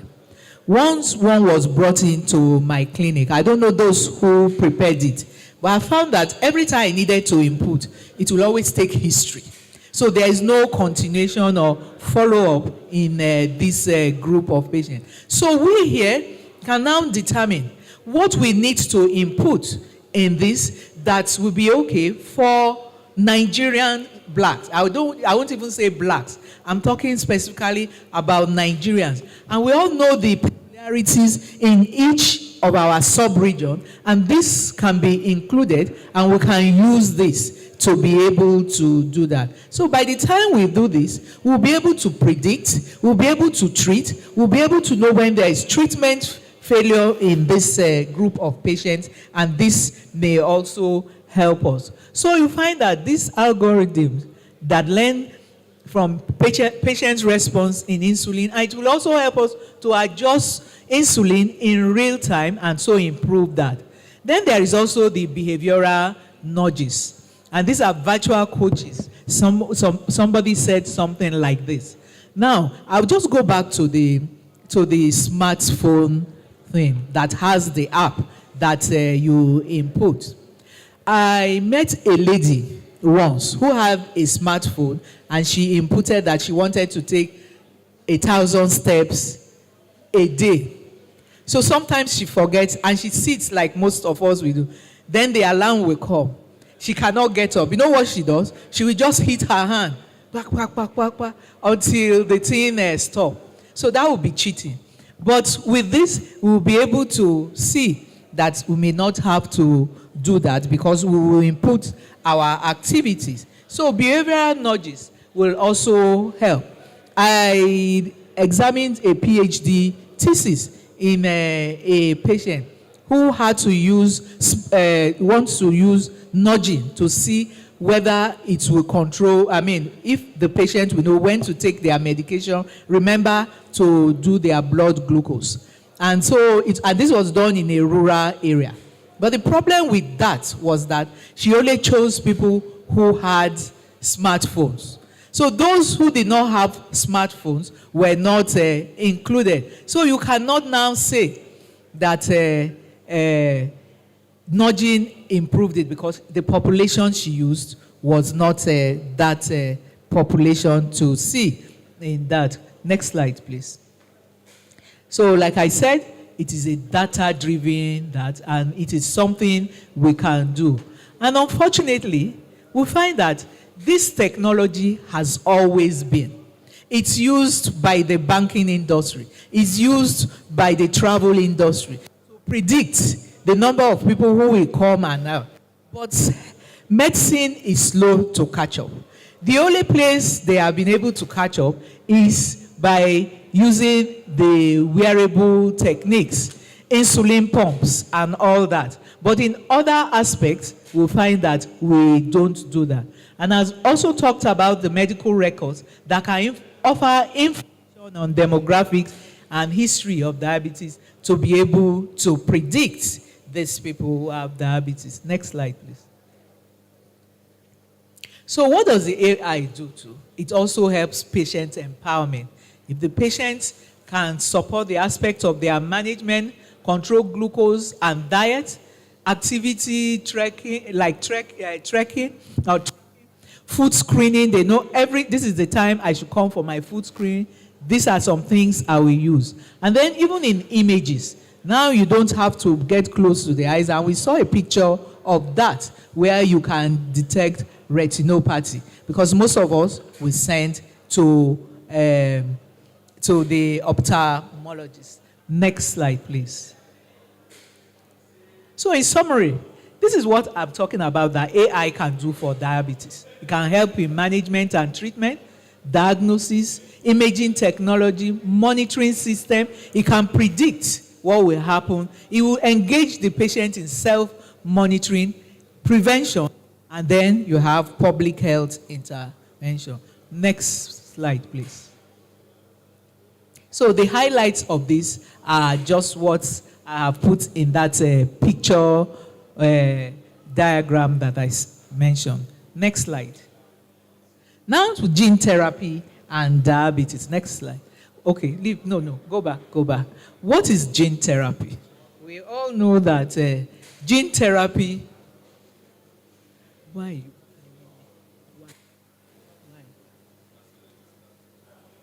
I cannot finish. We all know that gene therapy is a medical approach that treats or prevents disease by correcting the underlying genetic problem in this.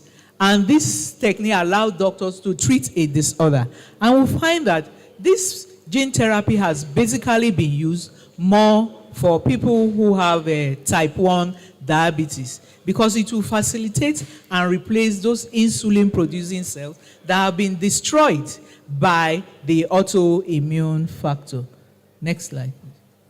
Now, in a study or a research that was done in 2018, researchers found that they could engineer the alpha cells to function just like beta cells.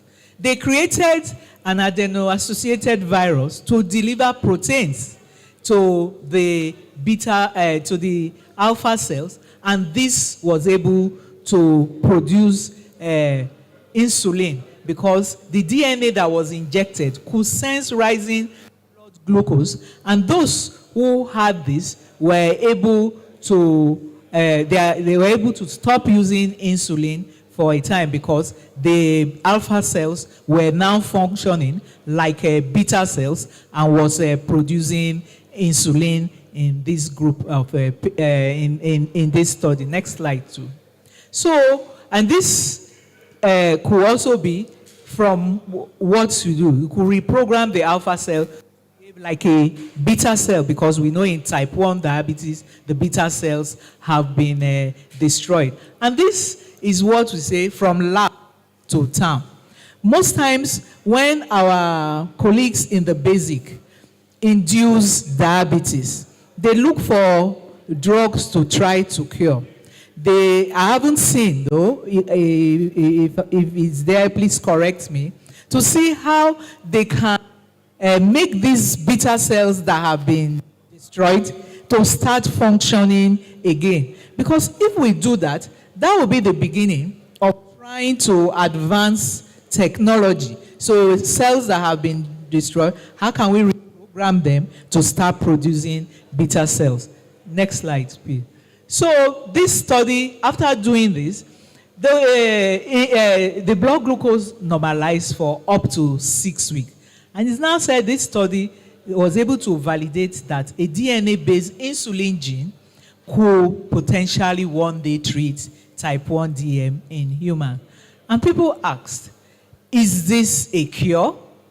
Because this was done, continue. Is this a cure? Continue. Next slide. This was done in University of Wisconsin. So next slide, please. Next slide. So, is this a cure? Because when you are talking about a cure in medicine, it depends on who you are talking to about it. Some will think that, let me get gene therapy, don't go to the hospital again, I am cured. But some people will say, well, cure may mean, even if I come every 2-3 years and get this therapy, that would be a cure for me. For some people, it is that I don't even want anything of needles, high blood glucose, and all that. But this is a potential thing that even our researchers, particularly those in the basic medical sciences, could start looking into, see what we could do for it. Next slide, please. Now you have the stem cell therapy and diabetes. And this is, next slide. And this is potentially using cells and converting them to beta cells so that they can now become insulin-producing cells like you have. And stem cells have been used in different aspects and treatment. So why can't it also be used in managing diabetes mellitus? Next slide, please.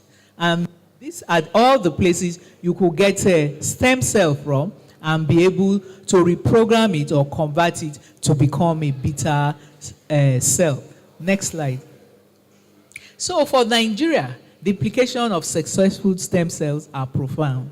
It could be a much needed alternative to lifelong insulin dependency, particularly in regions where access to insulin and healthcare is limited. So looking at this is a way in which we can move forward and see whether we can be able to treat this chronic disease. Next slide. Then you have the nanotechnology, which is the last one I'll say. And this one is just that injecting small nanomolecules to be able to control and monitor blood glucose. Next slide. So its application in managing diabetes could be in form of glucose monitoring. So instead of the regular fingerprint, so we saw some patches that you could use. So in this case, it's not even blood that it uses. It uses the body fluids, and it's via the pH that it will be able to detect if the blood glucose is high. Next slide. So you can use it for monitoring. You can use it to deliver insulin in this patient. Next slide, please. So healthcare access can be limited, like I said, here in Nigeria. And the challenges will also remain that the high cost of nanotechnology or even this advanced thing are needed. You also need infrastructure to be able to support it. So collaboratory efforts in terms of researches involving the policy makers will be essential. So it's not as if we are not ready to do this. Sometimes it is the cost.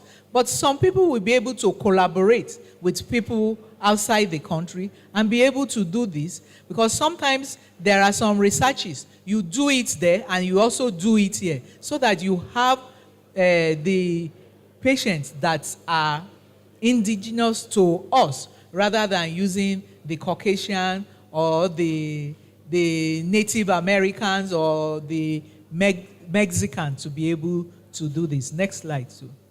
So the challenges of most of this, particularly with the AI, are data privacy and security. And you find that when you collect a lot of data, in this day and age of cyber threats, somebody can just take all the data or wipe it off. The second challenge is bias and fairness. Bias and fairness is if you use an AI that has been programmed for a Caucasian and you're using it for a black person, you find that it's not going to be fair to the black person, and there will not be there may be bias. Now you also have regulatory and legal issues, which is what everybody has been looking at in this day and age. So we should be able to regulate this, because sometimes when you use AI and it fails, you now start wondering, who is responsible? Is it the AI developer, or is it you, the healthcare practitioner, that has used it, or is it the institution that gave you the ethical clearance to be able to use this? So you found that adaptation in AI in endocrine practice will require significant changes in clinical practice and healthcare force. It will ensure that clinicians are adequately trained to use these tools, and that these tools are seamlessly integrated into the existing workflow that is essential for its implementation. And then the final one is resistant to change. And like we all knew, when AI came, everybody's thought was it was going to take over our job, and a lot of people don't want to do it. Just like this morning or this afternoon, we talked about insulin and some people resisting to use it and all that. So sometimes it happens. People don't want change. They just want what they have in them. And so in conclusion, the management of diabetes is evolving rapidly, and these innovative approaches need to find a way to be applied in our own society or community. We could start with the AI and be able to collect data to be able to predict or determine what is happening among our patients. Then, in addition to healthcare providers, need to be well informed about these new treatments, because when it's only the specialists that know it, our patients come from those who are not specialists in our own field, and if they don't know what to do, we'll find that this patient will not be properly cared for. So we find that there are ongoing education and training for healthcare professionals as to the awareness and campaign to help integrate all these new advances, medications to that. And so we can start, like I said, from bench to bedside and from gown to town. So whatever research that we have done, we should be able to disseminate it and let people know about it. That is the only way we can advance in treating people who have diabetes mellitus. Next slide, please. Thank you for your attention.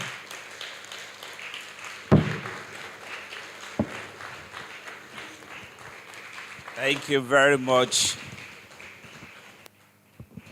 Thank you very much, Professor Ikem. You will agree with me that that is really, really an erudite lecture that have just been delivered. I will now invite Dr. Iwusi, the co-chair, to just summarize what has been said in few sentences. There will be no opportunity for questions or for comments. It's an award lecture.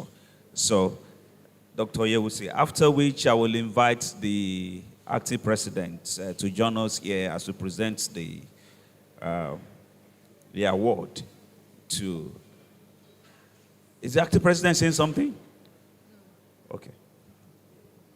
Thank you, sir. This was an erudite lecture for the maiden edition of the Sam Dagogo's Dagogo Jacks Award. And then it was titled Advances in the Management of Diabetes Mellitus, taken by the awardee, Professor Ikem. She emphasized on the epidemiology of diabetes, saying that the burden of care is quite huge globally, and our environment is also not spared. And diabetes is one disease that when there is a prediction, the clinicians see more numbers. And then here in Nigeria, the meta-analysis by Loco et al. Put it that prevalence is about more than 5%. And then she emphasized on the traditional care of lifestyle modification, that in the keystone of management is still lifestyle modification, very important. She emphasized on challenges of management, which included frequent monitoring, frequent pricks by patients, some patients not adhering to insulin, and then dietary advice, and then inadequacies in dissemination of the findings from studies on diets, even to the end users, that's the patients themselves. She emphasized food and how smartphones have been used to analyze food, have calories. Exercise is still important. Patients do not have to go to the gym. They can do dances in their houses and in a convenient space. Stress management was also stressed by her as being important. Exercise, eating a healthy diet, and getting enough sleep was important and has been shown to control the blood glucose in many patients. She emphasized on community support, diabetes camps, forums, groups, WhatsApp groups, and all. And then the drugs, the newer drugs. Some of them are not really new, but they may be new in our environment. And then she went on to the main focus of her lecture, which was the advances in diabetes management. She emphasized that artificial intelligence has come to stay, is data-driven, and is involved in various aspects of management of diabetes, including prediction of complications. Then she talked about gene therapy and stem cell therapy in diabetes mellitus. In the quest for a cure, these have come up. How far are we? She emphasized that the country also has to join other developed societies to see how this will benefit our patients. And the fourth advance she talked about was nanotechnology and diabetes, and how nanomolecules can be used to deliver insulin and control blood glucose. She emphasized that collaborative efforts are important in bringing this to reality. But in doing all this, it's important as we embrace these advances to be aware of the drawbacks, like managing data security, legal and ethical issues that may arise. Thank you. Okay, so I would like to invite the acting president to please come upstairs and present the award. The first Dagogo Jack Award lecture to Professor Ikem.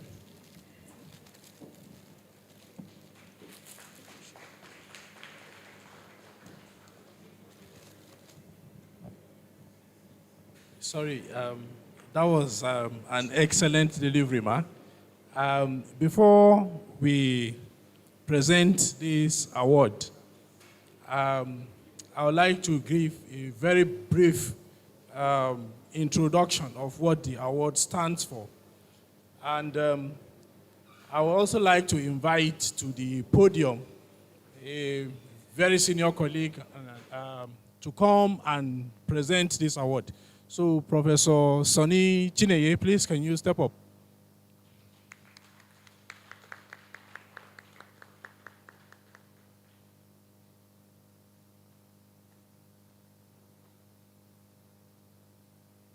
So you will hold this, and then I will talk briefly about the award.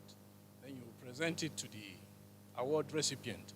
So, the Dagogo Jack Prize for the Advancement of Endocrinology in Africa was an award that was endowed. The originator and the honorees of the endowment is Professor Sam Dagogo Jack. And this award is originated by him in honor of his late parents, Chief Karibi Dagogo Jack, Iju 8 of Abonema, Rivers State, Nigeria, and Mrs. Biribota Karibi Dagogo Jack. There was a memorandum of understanding between Professor Dagogo Jack and the Endocrine and Metabolism Society of Nigeria. This award is supposed to be an annual event, and this is the first of this award that is being presented. Amongst the requirements for the presentation of the award is that an awards committee of Endocrine and Metabolism Society of Nigeria will search for an erudite scholar who has distinguished him or herself in the practice of endocrinology, the training of endocrine fellows, and significant contribution to the science of endocrinology in Africa. And the search team came, and it fell upon the first person to receive this award in Professor Mrs. Rosemary Ikem.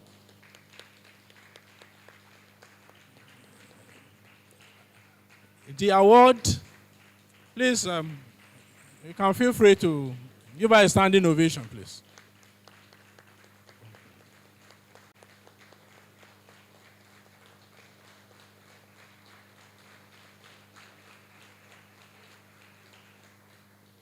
So, as part of the Memorandum of Understanding, I read, the award lecture, the selected candidate shall deliver the Dagogo Jack lecture during the regularly scheduled annual meeting of Emson, followed immediately by formal award of the Dagogo Jack Prize for the Advancement of Endocrinology in Africa. A plaque will be given.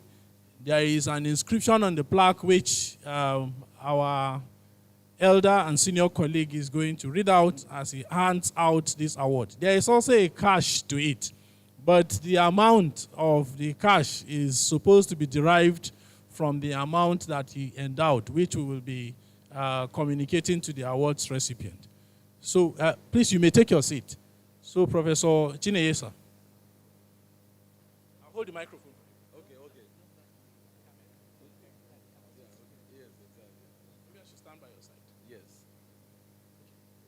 Yes, so on behalf of Emson, that's the Endocrine and Metabolic Society of Nigeria, I hereby present this plaque as part of the award. I'm sure the cash will come later. Yes. And also to remind this house actually that the man who actually endowed this award, he's the man that he trained us at the University of Port Harcourt teaching also. That was actually where he started from until he left for the United States. In fact, the role he played actually took over. By the time he left, he was just about a senior lecturer then. It was actually in the US, he rose to the rank of a professor. So you can see that particular tradition that he established at the University of Port Harcourt, we took over from him. And I'm happy to announce you that that endocrine unit have grown to the level that we have close to 10 consultants today. Yes, covering both the University of Port Harcourt teaching also and the Rivers State University teaching also. So I hereby present this award, which is titled the Dagogo Jack Prize for the Advancement of Endocrinology in Africa 2024, presented to our distinguished professor, sister, and erudite scholar, Professor Rosemary Temitayo. He came. Okay, what do you write here? Temitayo. Okay. It was actually established by, as has been said earlier on, by Professor Samuel Erekosima Dagogojag in cherished memory of his parents, Chief Karibi Dagogojag, Jude the 8th of Abonema, and Mrs. Bribota Karibi Dagogojag. Is presented today, 25th September 2024, to a distinguished scholar, Professor Rosemary Temitayo Ikem.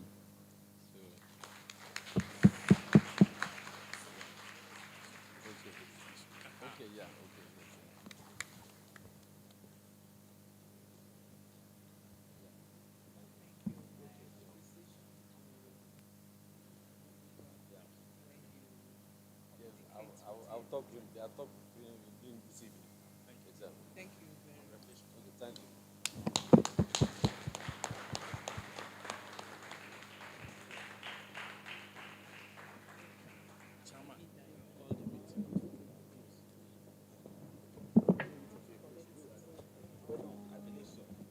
Okay, I think this is supposed to be the last program for the day. And so, on behalf of the executive and the LOC, we want to thank you all for your patience. Please wait for some housekeeping announcement from the SG. Dr. Rotimi, Dr. Additional, sorry. Okay, thank you. You have some announcements? Okay, what's that? Okay.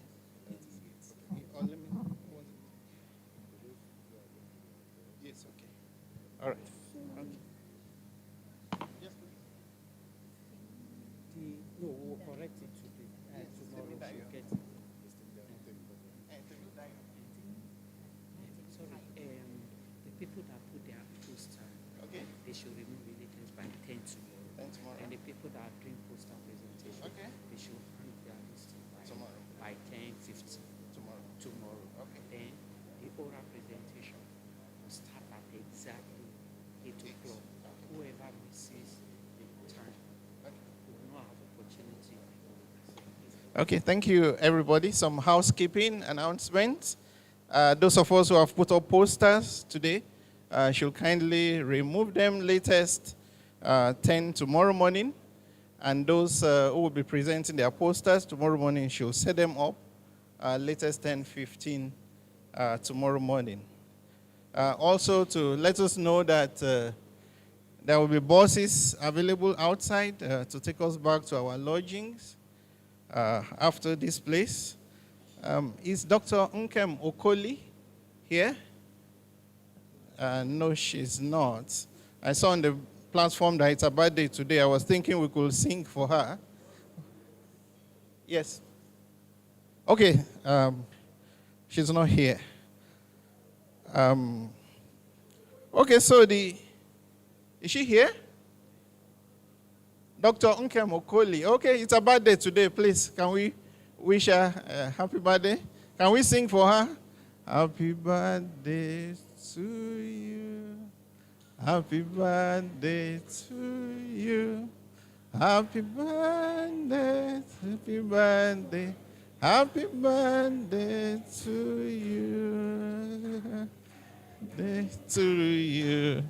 We wish you very many happy returns of the day. I think we know where dinner will be served tonight. Yes, okay, congratulations. Okay, congratulations. Hooray! Hooray! So, apart from the Dagogo Jack lecturer and the keynote speaker of today, I think I have the most pleasure in this meeting today. Between the Dagogo Jack lecturer and the keynote speaker of today, I was the very first endocrinologist the two of them trained, and and that's the first in a long line of endocrinologists that they trained. So we're very happy that they're still making progress, and I'm sure they're happy seeing us too making progress. So if there's any glory, if there's any appreciation for today's meeting, that one goes to the Almighty. If there's any shortcoming, we take the responsibility, and we hope we will perform better tomorrow. So I thank every one of us for being part of this today, and tomorrow is another day. We hope to improve on the logistics of today. Thank you very much, and I wish us all a good evening. Thank you, and God bless.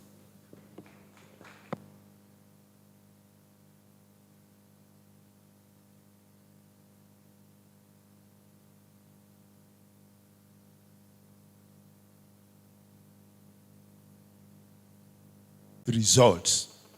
That's part of technology. So I won't say much more, but to say thank you for inviting me.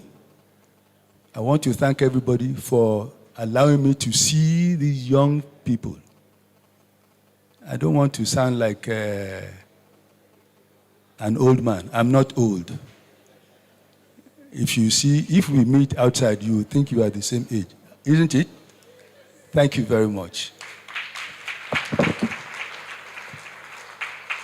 Thank you very much, sir. Please let's put hands together once again for the chairman of the occasion, Referred lecturer, retired one. Thank you so much, sir.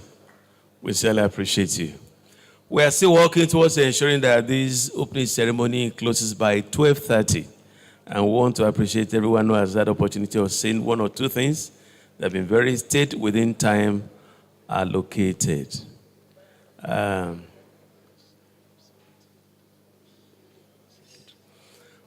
Yes, we have here this morning the Permanent Secretary, Hospital Management Board, Dr. Yinka Elemide is here being well represented by Dr. Wellington Ogunsoya, PS Ogun State Hospital Management Board. Representative, please, you are welcome, sir. Dr. Ogunsoya, you are welcome. We appreciate you. Thank you so much. We appreciate your coming. At this point in time, I'll be inviting, as I said earlier on, Dr. Idaya Toguntade to please come and take a brief citation of the guest speaker, and within 25 minutes thereafter, the guest speaker will have his say. Thank you. Thank you, sir. Good afternoon, sirs and mass. all protocols duly and well observed. It's a great honor for having the opportunity to take the citation of Professor Kolawole. Join me as I read through it. Babatope Kolawole is a professor of medicine, an honorary consultant physician endocrinologist at the Obafemi Awolowo University and Obafemi Awolowo University Teaching Hospital, OAUTH, Ile-Ife. He received his MB-CHB degree from the Obafemi Awolowo University in 1989. Professor Kolawole completed his residency training at the Obafemi Awolowo University Teaching Hospital in 1999. He is a fellow of the West African College of Physicians, American College of Physicians, American College of Clinical Endocrinologists, Endocrine and Metabolic Society of Nigeria. Professor Kolawole's research interest is in clinical endocrinology with focus in diabetology, thyroidology, and malaria research. He is a widely traveled scholar with many published articles in local and international peer-reviewed journals. Professor Kolawole had previously served as the president of the Association of Clinical Endocrinologists of Nigeria, vice president, Endocrine and Metabolic Society of Nigeria, treasurer, Endocrine and Metabolic Society of Nigeria, head of endocrinology, diabetes and metabolism, subspecialty of the Faculty of Internal Medicine, West Africa College of Physicians. Before assuming office as a provost, College of Health Sciences, Obafemi Awolowo University, on August 1, 2021, he had previously served as the Vice Dean, Faculty of Clinical Sciences, Head of Department of Dermatology and Venerology, and Head of Department at the Obafemi Awolowo University and University Teaching Hospitals, Ile-Ife. Join me as I welcome the professor for his speech. Thank you.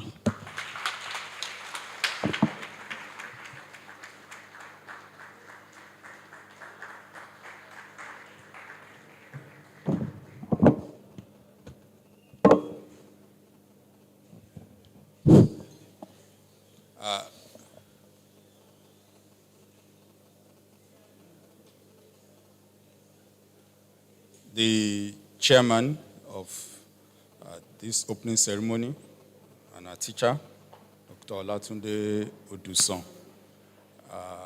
the special guest of honor, Honorable Commissioner for Health, Ogun State, Royal Father, here present, Kabiyesi, President, Endocrine and Metabolic Society of Nigeria, Acting President, Professor Andrew Loko, Chairman LOC, senior colleagues here present, colleagues, ladies and gentlemen, let me appreciate the LOC and ESCO for inviting me to give this theme lecture at the opening ceremony of Ogun 2024. Indeed, our association, the Endocrine and Metabolic Society of Nigeria, has come a long way. And let me quickly register appreciation and commendation for the LOC for putting together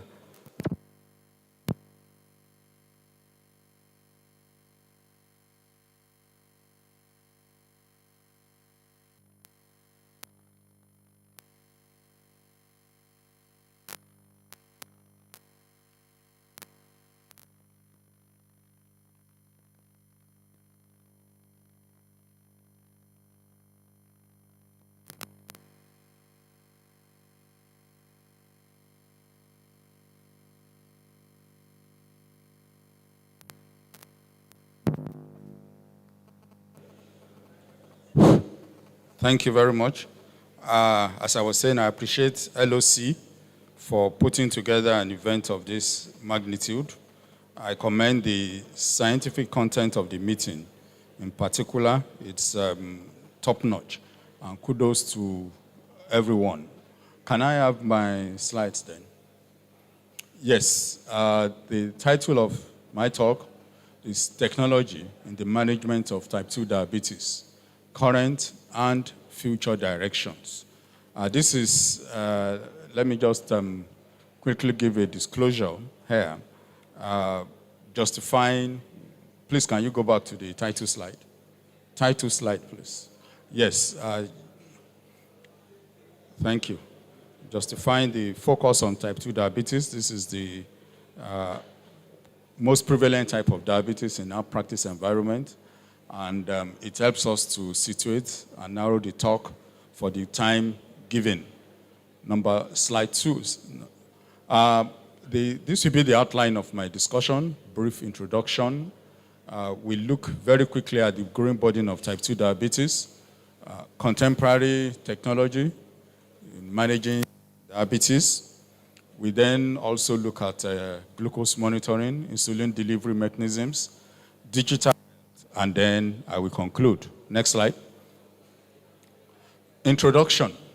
We'll run through this quickly because this is nothing new to us, that diabetes continues to remain a major global health problem, not only affecting us in the developing world, but posing a global threat.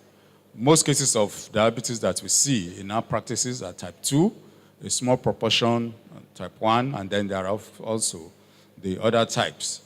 Despite an enormous array in our anti-diabetic armamentarium, many of our patients still struggle to achieve desired targets. I always tell my students when I take them lectures that as a student, we were taught when we talk about drug treatment of diabetes then, maybe we were only limited to 3 types. We talk about the sulfonylureas, we talk about the biguanide, and then we talk about then maybe acarbose, alpha-glucosidase inhibitor. Now we have a plethora of medications to choose from, 15 and counting. And then, of course, added to this, many people, in fact, virtually all patients now, can own a glucose monitoring device, which was not so then. You are jumping ahead, okay. Please, can you go at my own pace? Next. And I said that, I put here that technology offers a respite for mitigating the challenges posed by clinical inertia and its associated factors. Again, we are going to be considering this in a little bit more detail in subsequent slides, the issue of clinical inertia. Next slide. Diabetes prevalence in Africa, of course, evidently, in projected figures as far as 2025, tells us that in a few more years, almost 65 million people living in our continent will have diabetes, almost quadrupling from what obtained in 2000. Next. In Nigeria, what is the average prevalence of diabetes? Of course, the meta-analysis by our acting president is what many of us cited this time, putting the average prevalence about 5.77%. But more worrisome is that perhaps about the same remain undiagnosed, pre-diabetic, or overweight. So we see that what we are seeing is just a tip of the iceberg if we add these other categories of diabetes. Unfortunately, too, diabetes is a leading cause of end organ damage and dysfunction, including blindness, kidney failure, lower limb amputation, and the like. Unfortunately, also, diabetes prevalence continues to rise steadily, particularly in low-resource settings, such as ours. Next. This slide I took from a presentation that was made in 2022 at the Association of Clinical Endocrinology of Nigeria conference. And it's a survey among healthcare providers in Nigeria and patients looking at the unmet needs, the challenges that we face. If we look at from the perspective of the healthcare provider, we are speaking of, first, inadequate number of skilled manpower. This has not been helped, again, by the Japan syndrome. Limited infrastructure for care of our DM patients. In fact, it's not just limited, extremely limited. And then, of course, significant inertia to optimize diabetes care. We keep palliating and we keep postponing the evil day. And on the side of the patient, this includes myths. We had, even in the goodwill messages today, we've had at least 2 or 3 myths that surround healthcare delivery in Nigeria about our patient fears, especially around insulin use, and then limited patient support programs, and the high cost, not just of insulin, but medications as a whole. I had somebody lamenting today that a drug that cost maybe 3,000 only last year is now costing maybe 4 or 5 times that same amount, and then income has not increased. And all this poses a burden to the healthcare system. Next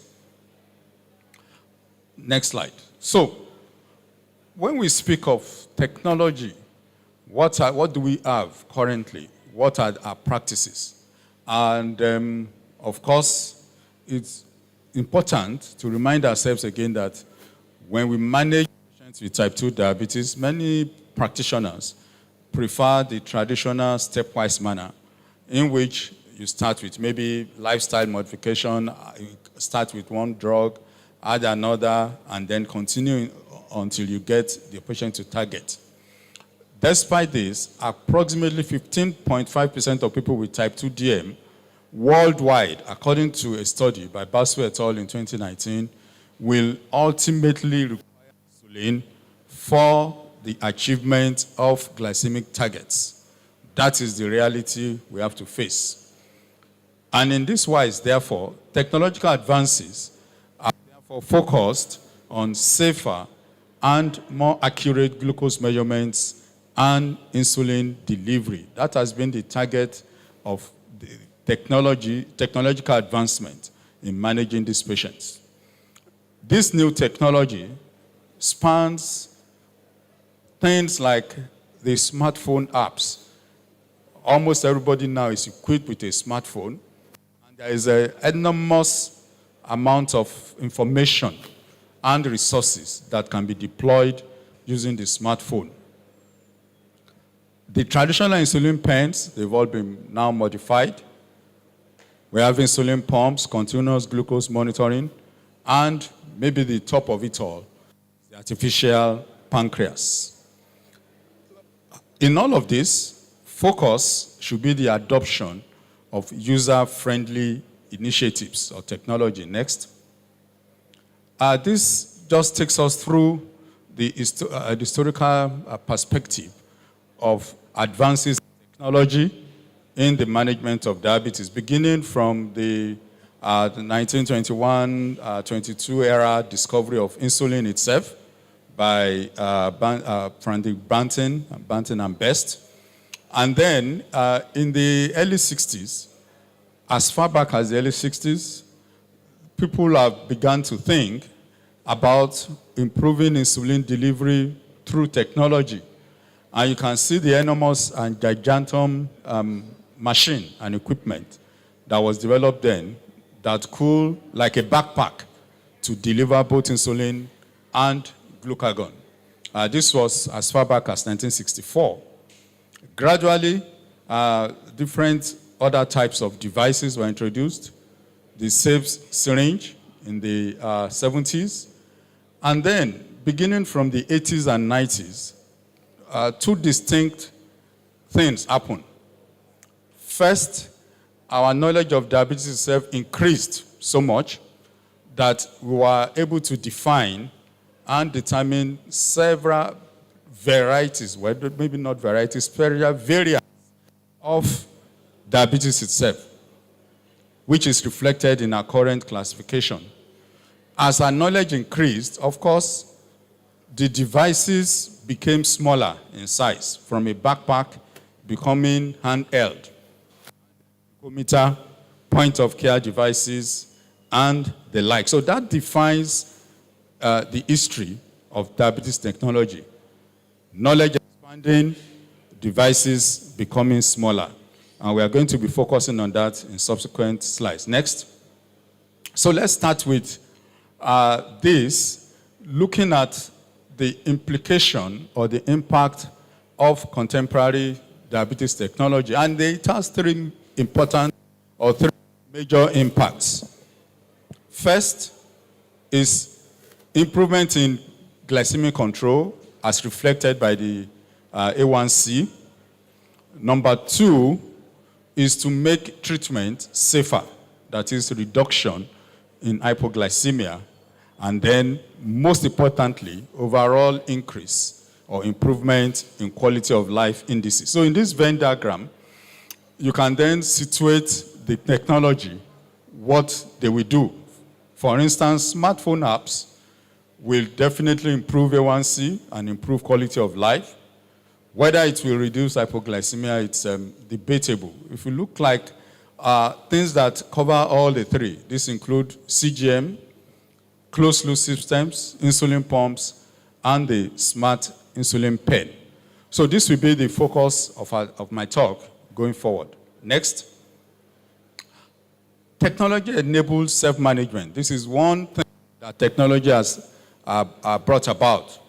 Improvement in the ability of the sufferer to look after himself, to self-adjust medication based on data available to him or her.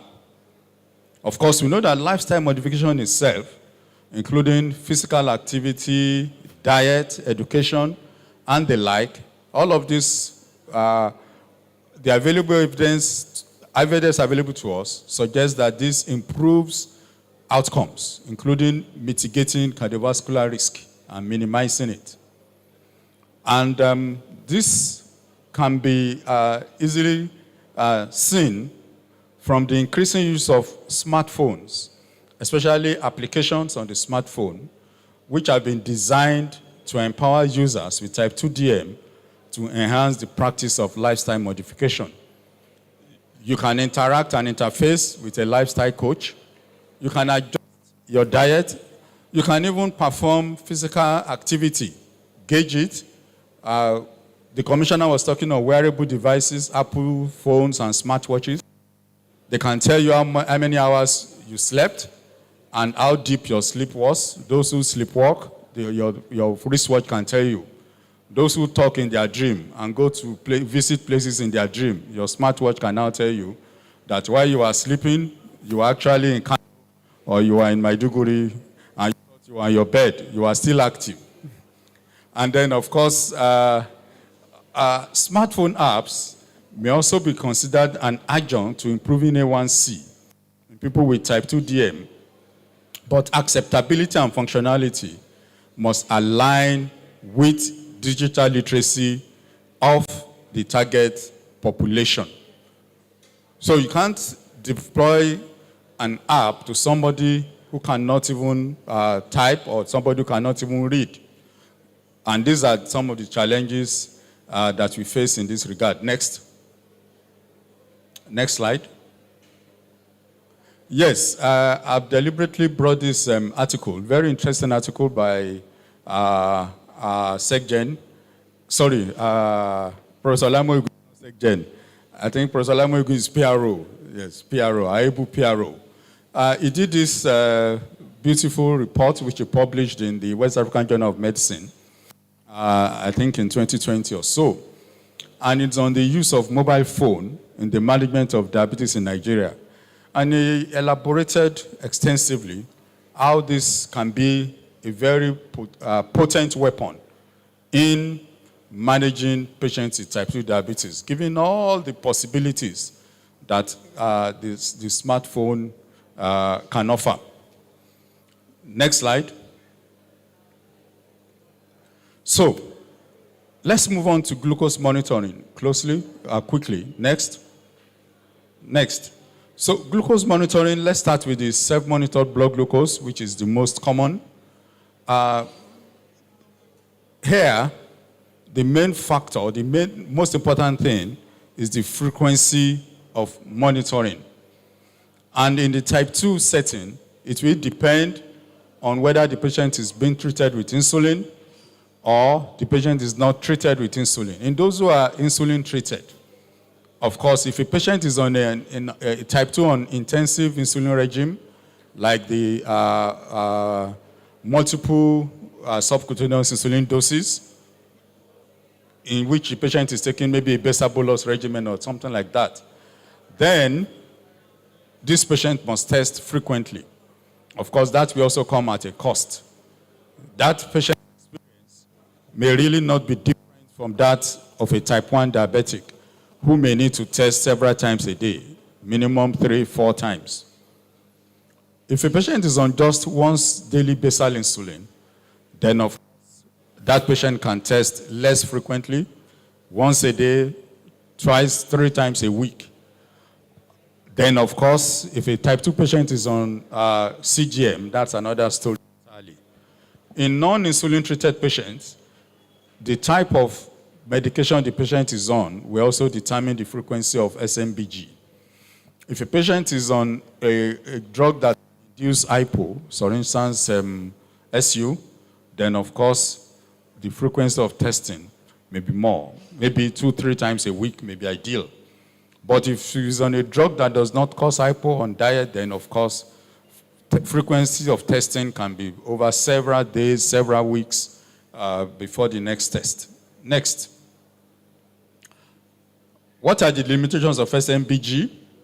Number 1 is the burden, and then coupled with the cost. If you go to the pharmacy shop to buy a test strip of 50 now, that individual will be spending close to maybe 20,000 naira, 18,000 naira, thereabout. That, of course, has limited the ability of many patients to test. Some patients may play smart. They want to cut their strip into 2 because this strip is not reusable. And then, of course, if you do that, you know the result, that it won't work. Then, the other issue with SMBG is that it provides only point-in-time glucose measurements. That is, it is what you get there and then during testing. Therefore, it removes information on trends. You can't study the pattern, and you can't determine variability.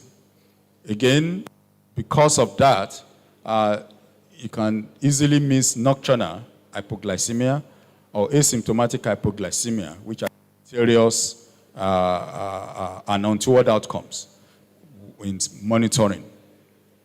Next, flash glucose monitoring again was developed as an advancement over SMBG to provide, to improve the outcomes. And this novel approach became available in 2016. What it involves is the use of a 14-day glucose monitor, which is that small circular sensor, which is inserted in the upper arm and records interstitial glucose every minute. So a patient wears it on the upper arm, it's fixed there, and blood glucose, sorry, not blood, interstitial glucose is recorded every minute. And the device is able to store 8 hours worth of glucose record every minute for 8 hours. That's enormous record.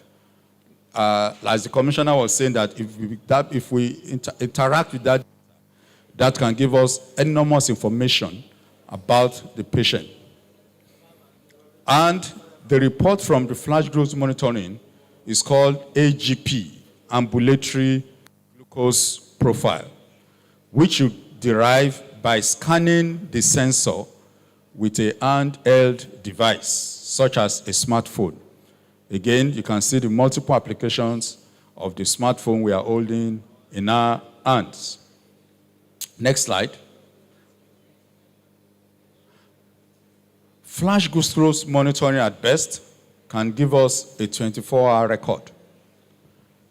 It is minimally invasive and rapid.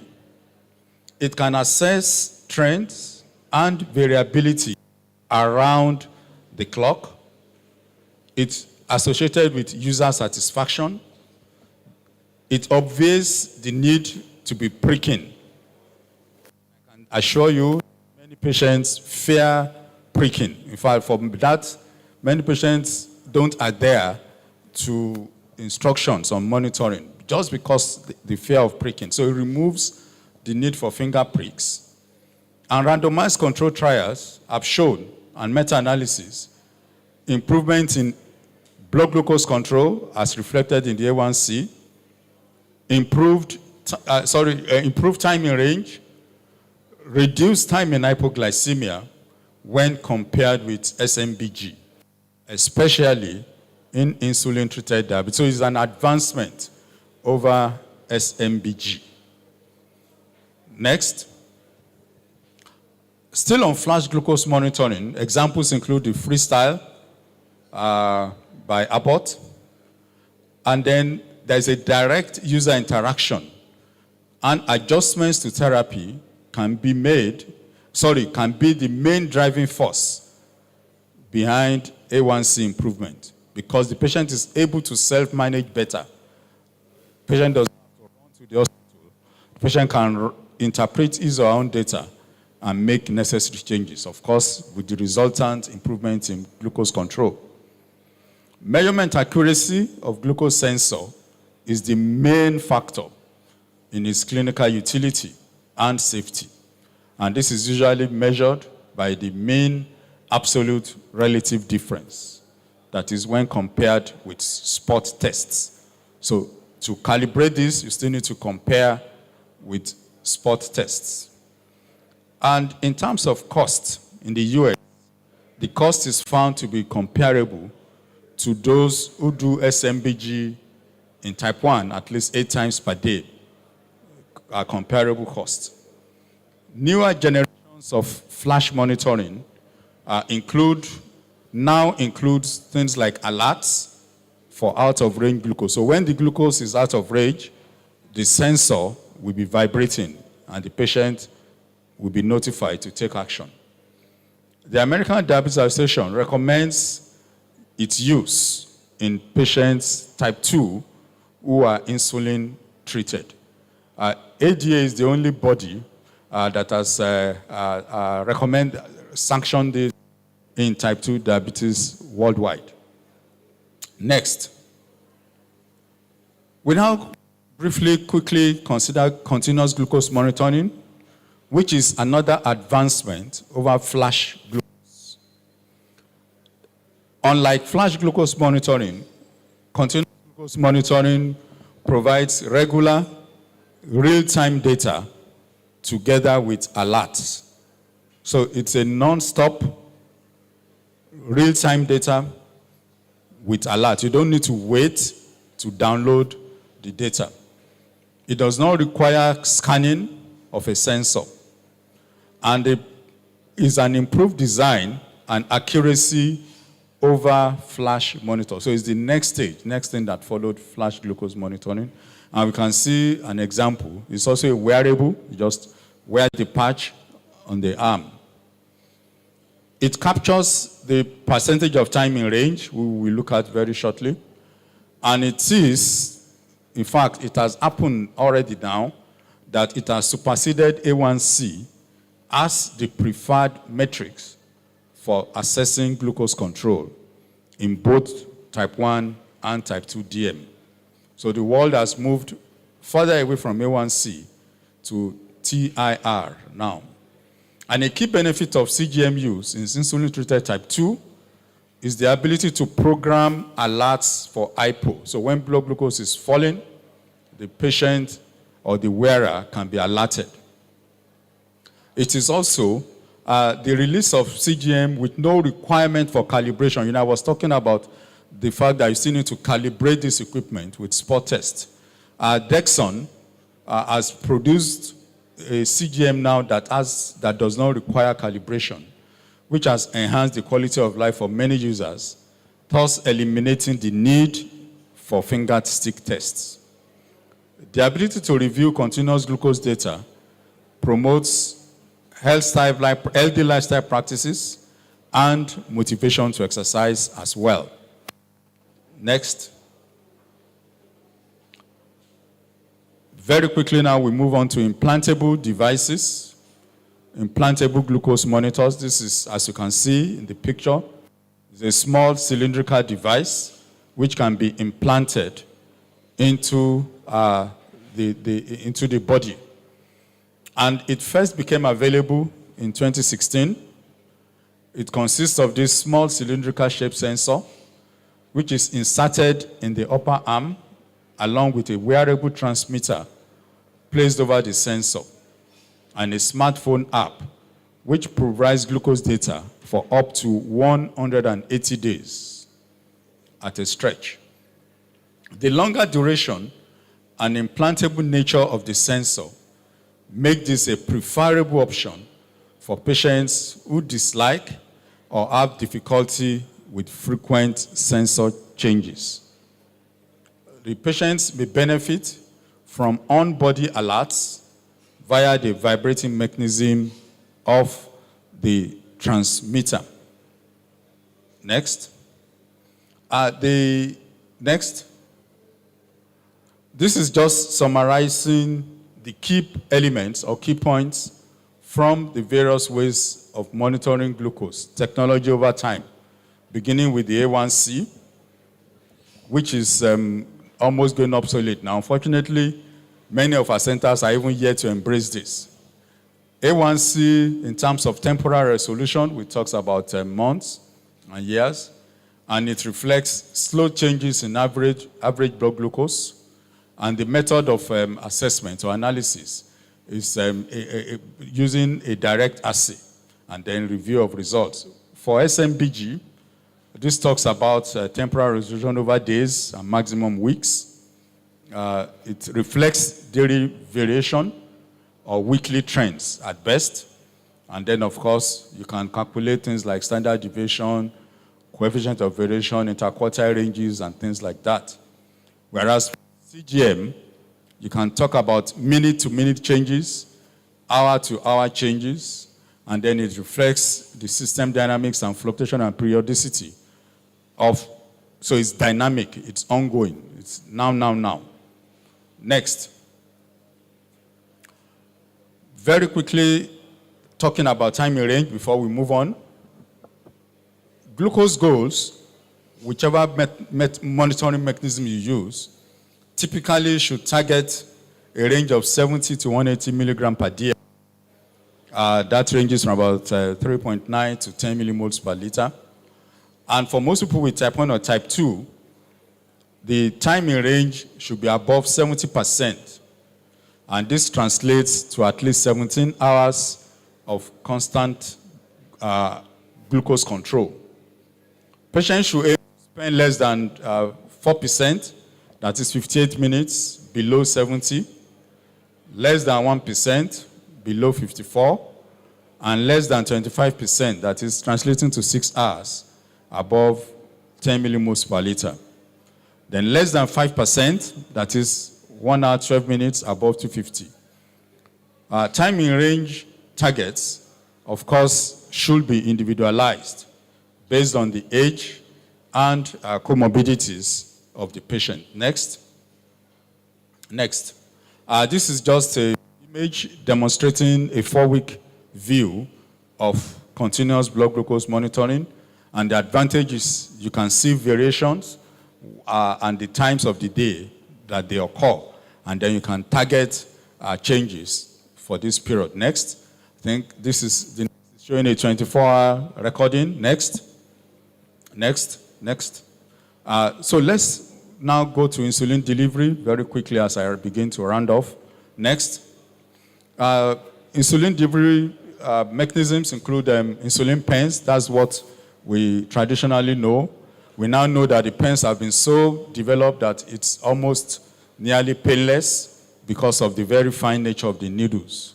And this is the most widely used method for administering insulin in patients with type 2. It delivers subcute from a cartridge via a disposable needle, and it requires manual recording of the blood glucose. So you have to enter into a record. In the course of time, we now have what we call the smart insulin pens. An example is shown in the image below. It has the ability to track doses and upload data to online platforms because a memory function has been inserted into the cap and the attachments. This is very useful for people with cognitive impairment or those unable to handle complex dosing regimens. Bluetooth-enabled insulin pen devices and caps now can be linked to a smartphone and allow users to track their boluses, calculate remaining insulin, even monitor the temperature of the insulin. So it tells you whether the insulin has been denatured. And patient can receive dosing reminders from their pen. Next. Next, quickly, let's move quickly now. Insulin pumps. This have been around since 1970. And it will surprise you why we still have not embraced it so much in our own practice environment. And it aims to mimic normal body physiological insulin delivery.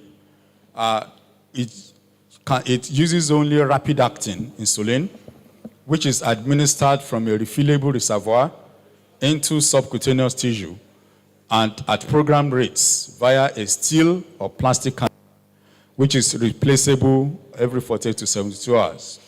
The role of CGM in type 2 is conflicting. According to guidelines, some recommend it, some do not. However, several small uncontrolled studies have shown improvements in glycemic control reduction and reduction in insulin requirement and improved quality of life for adults with type 2 DM who are on continuous soluble insulin infusion when compared with multiple doses of insulin or oral agents. Next. Insulin pump, this is the typical way it looks. So there is a reservoir where the insulin is stored, and then there is an infusion set that is embedded in the skin, which delivers insulin to the interstitial space. And then, of course, there is a continuous glucose monitor or a sensor, which is connected with it, which continually monitors blood glucose. This is the complete setup. Some may not have the transmitter or the sensor. It may just be just the pump and the infusion set. Some randomized control studies include the VIVID study and the meta-analysis by Pickup corroborated the findings of superior glucose control, lower total daily dose, and high treatment satisfaction the pump when compared to other forms of treatment of type 2 diabetes.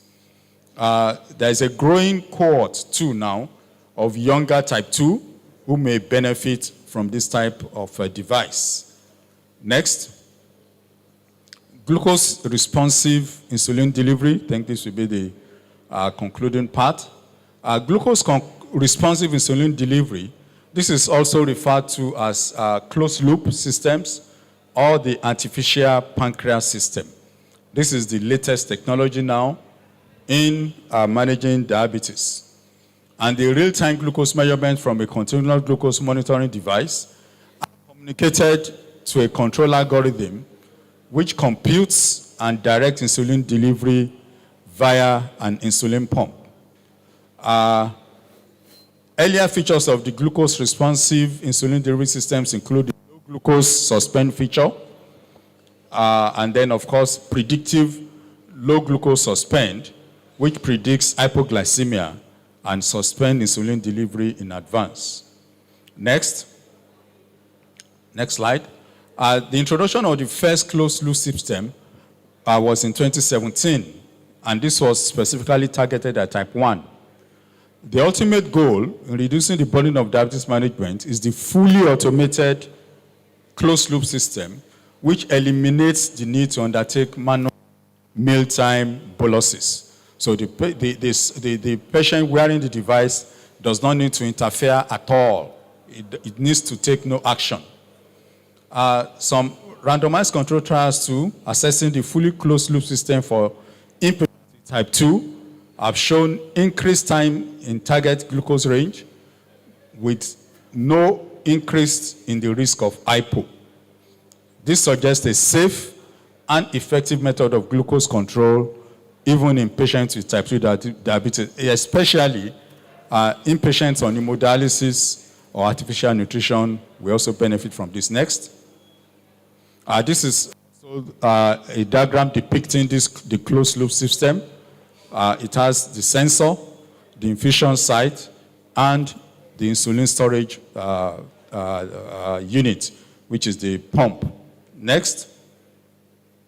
This again is showing the historical timelines in the development of the closed loop system. Next. Very quickly, we run through digital technologies before I sit down. Digital health, also known as digital health care, this is the use of digital technology in healthcare. And it involves the use of computing systems or platforms with connectivity and then software and sensors for healthcare and related uses. This is gradually transforming the landscape of medicine through innovations in sensor data, software, and things like that. To be successful, a new digital technology must be accessible and affordable. That's the challenge that remains. Next. Digital health technologies embraces all of these divisions. We've talked about mobile health apps, wearable devices, telehealth, electronic health records, electronic medical records, telemedicine, personalized medicine, and all of this. All of these are topics on their own that if we delve into it, we will not live here today. Next. This is, again, showing the application of a smartphone in a doctor-patient interaction. This is part of telemedicine. The patient can interact remotely. The patient can be in Abeokuta and the physician can be in London, and they can interact on the phone. The ophthalmoscope that can be attached to a smartphone and then can be reviewed remotely. Next. Again, showing how this has aided ophthalmological assessment that with the smartphone, you can look into the retina using the appropriate tools. Next. And then, of course, I'll be concluding by speaking about some of our own modest contributions from my center in diabetes technology advancement. Working together with our colleagues in computing, we developed this prediction model for diabetes incidence, which was developed using supervised machine learning algorithms of the naive-based support vector machine and J48 decision tree. With this, you can reliably predict the risk of developing diabetes. Next. In this other paper, we also looked at the factors influencing the adoption of health information technology for optimal care of chronic disease management across 6 hospitals in southwest Nigeria. We evaluated health information tools used for DM management and the level of adoption of the tools. And we discovered that the level of adoption was still rudimentary. Next. In this other paper, we developed an ICT-based framework towards sustainable optimal diabetes management in the Nigerian health sector. This was published 2018. Next. In this other paper too, we looked at health information technology acceptance framework for diabetes management in Nigeria. Next. And then, of course, this other paper, which was also done with a master's student, we designed an analysis and design process for predicting and controlling blood glucose among type 1 diabetic patients using a requirements engineering approach. We formulated a mathematical model using carbohydrate counting, insulin requirement, and the Harris-Benedict energy equations to establish the framework for predicting and controlling blood glucose level regulations in patients with type 1 diabetes. Future direction, which I take with my conclusion now, and I will sit. This includes the fact, very importantly, that majority of research in diabetes technology has been carried out in developed countries, 4 developed countries. However, it should be noted that majority of people with type 2 live in low and middle income countries. And We just have to take the bull by the horn and take our own future in our own hands.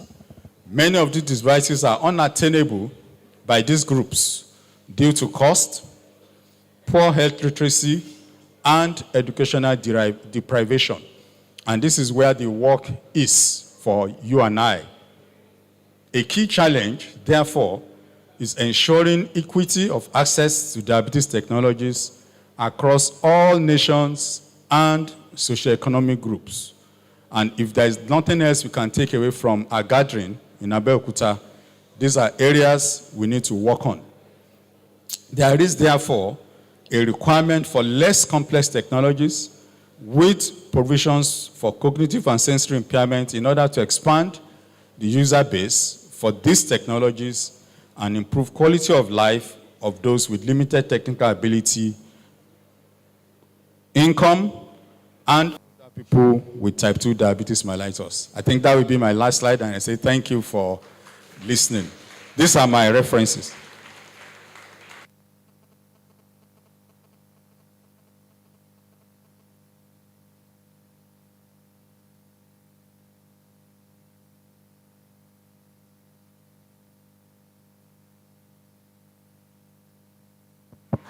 Thank you very much, sir. Prof. Kolawole, thank you so much for that very incisive presentation on diabetes and technology. Please let me be seated, let me be seated. I'll be inviting the acting president of Emson now, Professor Loco, for the next assignment. Thank you, sir. Thank you very much. You agree with me that that was a fantastic keynote lecture. So let's appreciate Professor Kolawole once more. It is our tradition in Emson that when a keynote address of this nature is given, we honor the keynote speaker. And so I would quickly like to call our special guest of honor, the Honorable Commissioner of Health of Ogun State, Dr. Tomi Koka, to please come over to hand over this.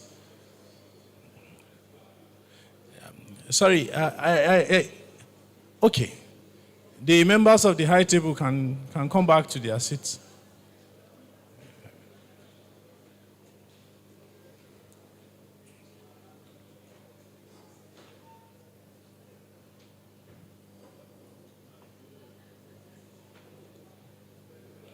While they are taking their seats, I had the privilege of discussing one or two things with the Honorable Commissioner. And in the coming months, we are going to see some collaborative work with the Nigerian Health Commission Forum. It's something that she whispered to me, and I felt excited about it. So please, let's appreciate her. So, Professor Kolawole, please, could you come over? So, this is the award. I'll hold the microphone for you. I hereby award this award of excellence to Professor B.A. Kolawole, the keynote speaker, in appreciation of the lecture titled Diabetes and Technology, delivered at the Emson's 45th Annual General Meeting and Scientific Conference at Conference Hotel Abeokuta. And may I add, for your contribution to the advancement of the management of diabetes in Nigeria and low-income countries on this day, the 25th of September. Congratulations, sir.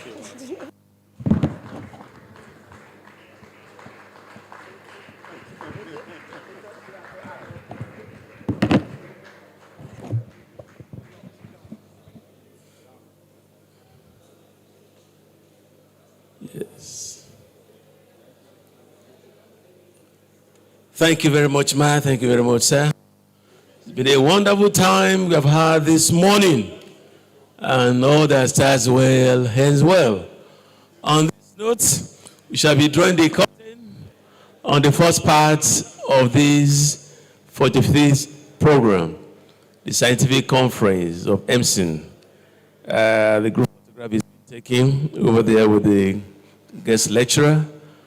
While that one is being done, it's my honor to invite a member of the local organizing committee, Dr. Tukoya, to please come and give the vote of thanks. The chairman LOC is about joining. Please don't let it finish until he joins. He's been doing a fantastic work with his team. Thank you so much. Dr. Tukoya now for the vote of thanks.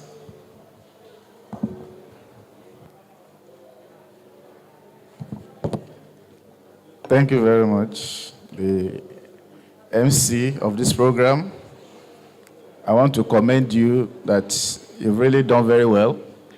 I can't see anybody sleeping. That means the program was well anchored. I'm here to thank everybody, but I'm doing it on behalf of the acting president of the association. On his behalf, that's Professor Andrew Loko, and the chairman of the local organizing committee, Dr. Adebiyi Adeshino, and all LOC members. I want to specially thank the chairman of the occasion, Professor Oduson, for honoring this program, even though he's a life member, but we highly regard him and we thank him for honoring this program and chairing this program. Also, I would like to thank the Commissioner of Health, Ogun State, Dr. Tomi Koka. One thing she didn't tell us is the fact that she also has interest in diabetes. As a matter of fact, there is a federal government project called Project 10 Million, where 10 million people will be screened across the 36+1 states in Nigeria, and it's being anchored by the Association of Health Commissioners all over the country, and she is also one of the head of those who is pioneering that program. So she's also part of Emson. I think based on that, we should even give her an associate member of Emson, my vice president. So I also want to thank her for honoring this program. Then also the medical director, Federal Medical Center, Abeokuta, Professor Musa Olomu. We call him the Mr. Performer. He has overperformed. Maybe we should, if I'm to score him, I will score him 101%. I've spent over 20 years at FMC Abeokuta, and I've seen like 4 CFDs. But I can tell you, I can say confidently that he brought us from 40% to 99%. Right now at FMC Abeokuta, our medical record is seamless, it's electronic, we don't use paper. We go to the pharmacy, once you see the doctor, just go to the pharmacy, go to the lab, and you don't need to carry any paper. And it's the author of that. And so many, even audiovisual, we have an audiovisual center that is almost second to none in the country. He has done so well. Thank you very much, sir, for coming to this program, for honoring us. I also want to thank the KBAC, the Oluwofu Kingdom. When you enter Abeokuta, you see the serenity, and you know that the presence of royalty in the town is highly felt. Please help me give the Oluwofu another round of applause for honoring us. I also want to thank the guest speaker for doing a wonderful job. I'm sure we have learned one or new things about management of diabetes and electronics. Thank you, sir. I want to thank all members of Emson for putting out time to attend this conference. I know what it is for you to commit yourself to this kind of program now financially and because of what is happening in the country. So we really appreciate you. I want to thank everybody for coming. And all our invited guests, thank you for giving us your time. The member of the fourth REM, the press, I also thank you too for coming. Thank you very much. And have a nice day and enjoy the rest of the program. Thank you so much. Thank you very much. Please let's put our hands together for our brother who has given the vote of thanks, Dr. Tukoya, a member of the local organizing committee. Thank you so much. With this, we are drawing the curtain on the first part of this scientific conference. The last item on our program is opening of exhibition. We shall be having tea break for 50 minutes. 15 minutes. So please, the high table, it's time for the tea break for 15 minutes and the opening of the exhibition by the special guest of honor. We can now rise, take our tea for 15 minutes, 15 minutes, and thereafter reconverge in this hall. We appreciate each and every one of us for our presence this morning. It's been a very wonderful time, and we wish us a glorious conference.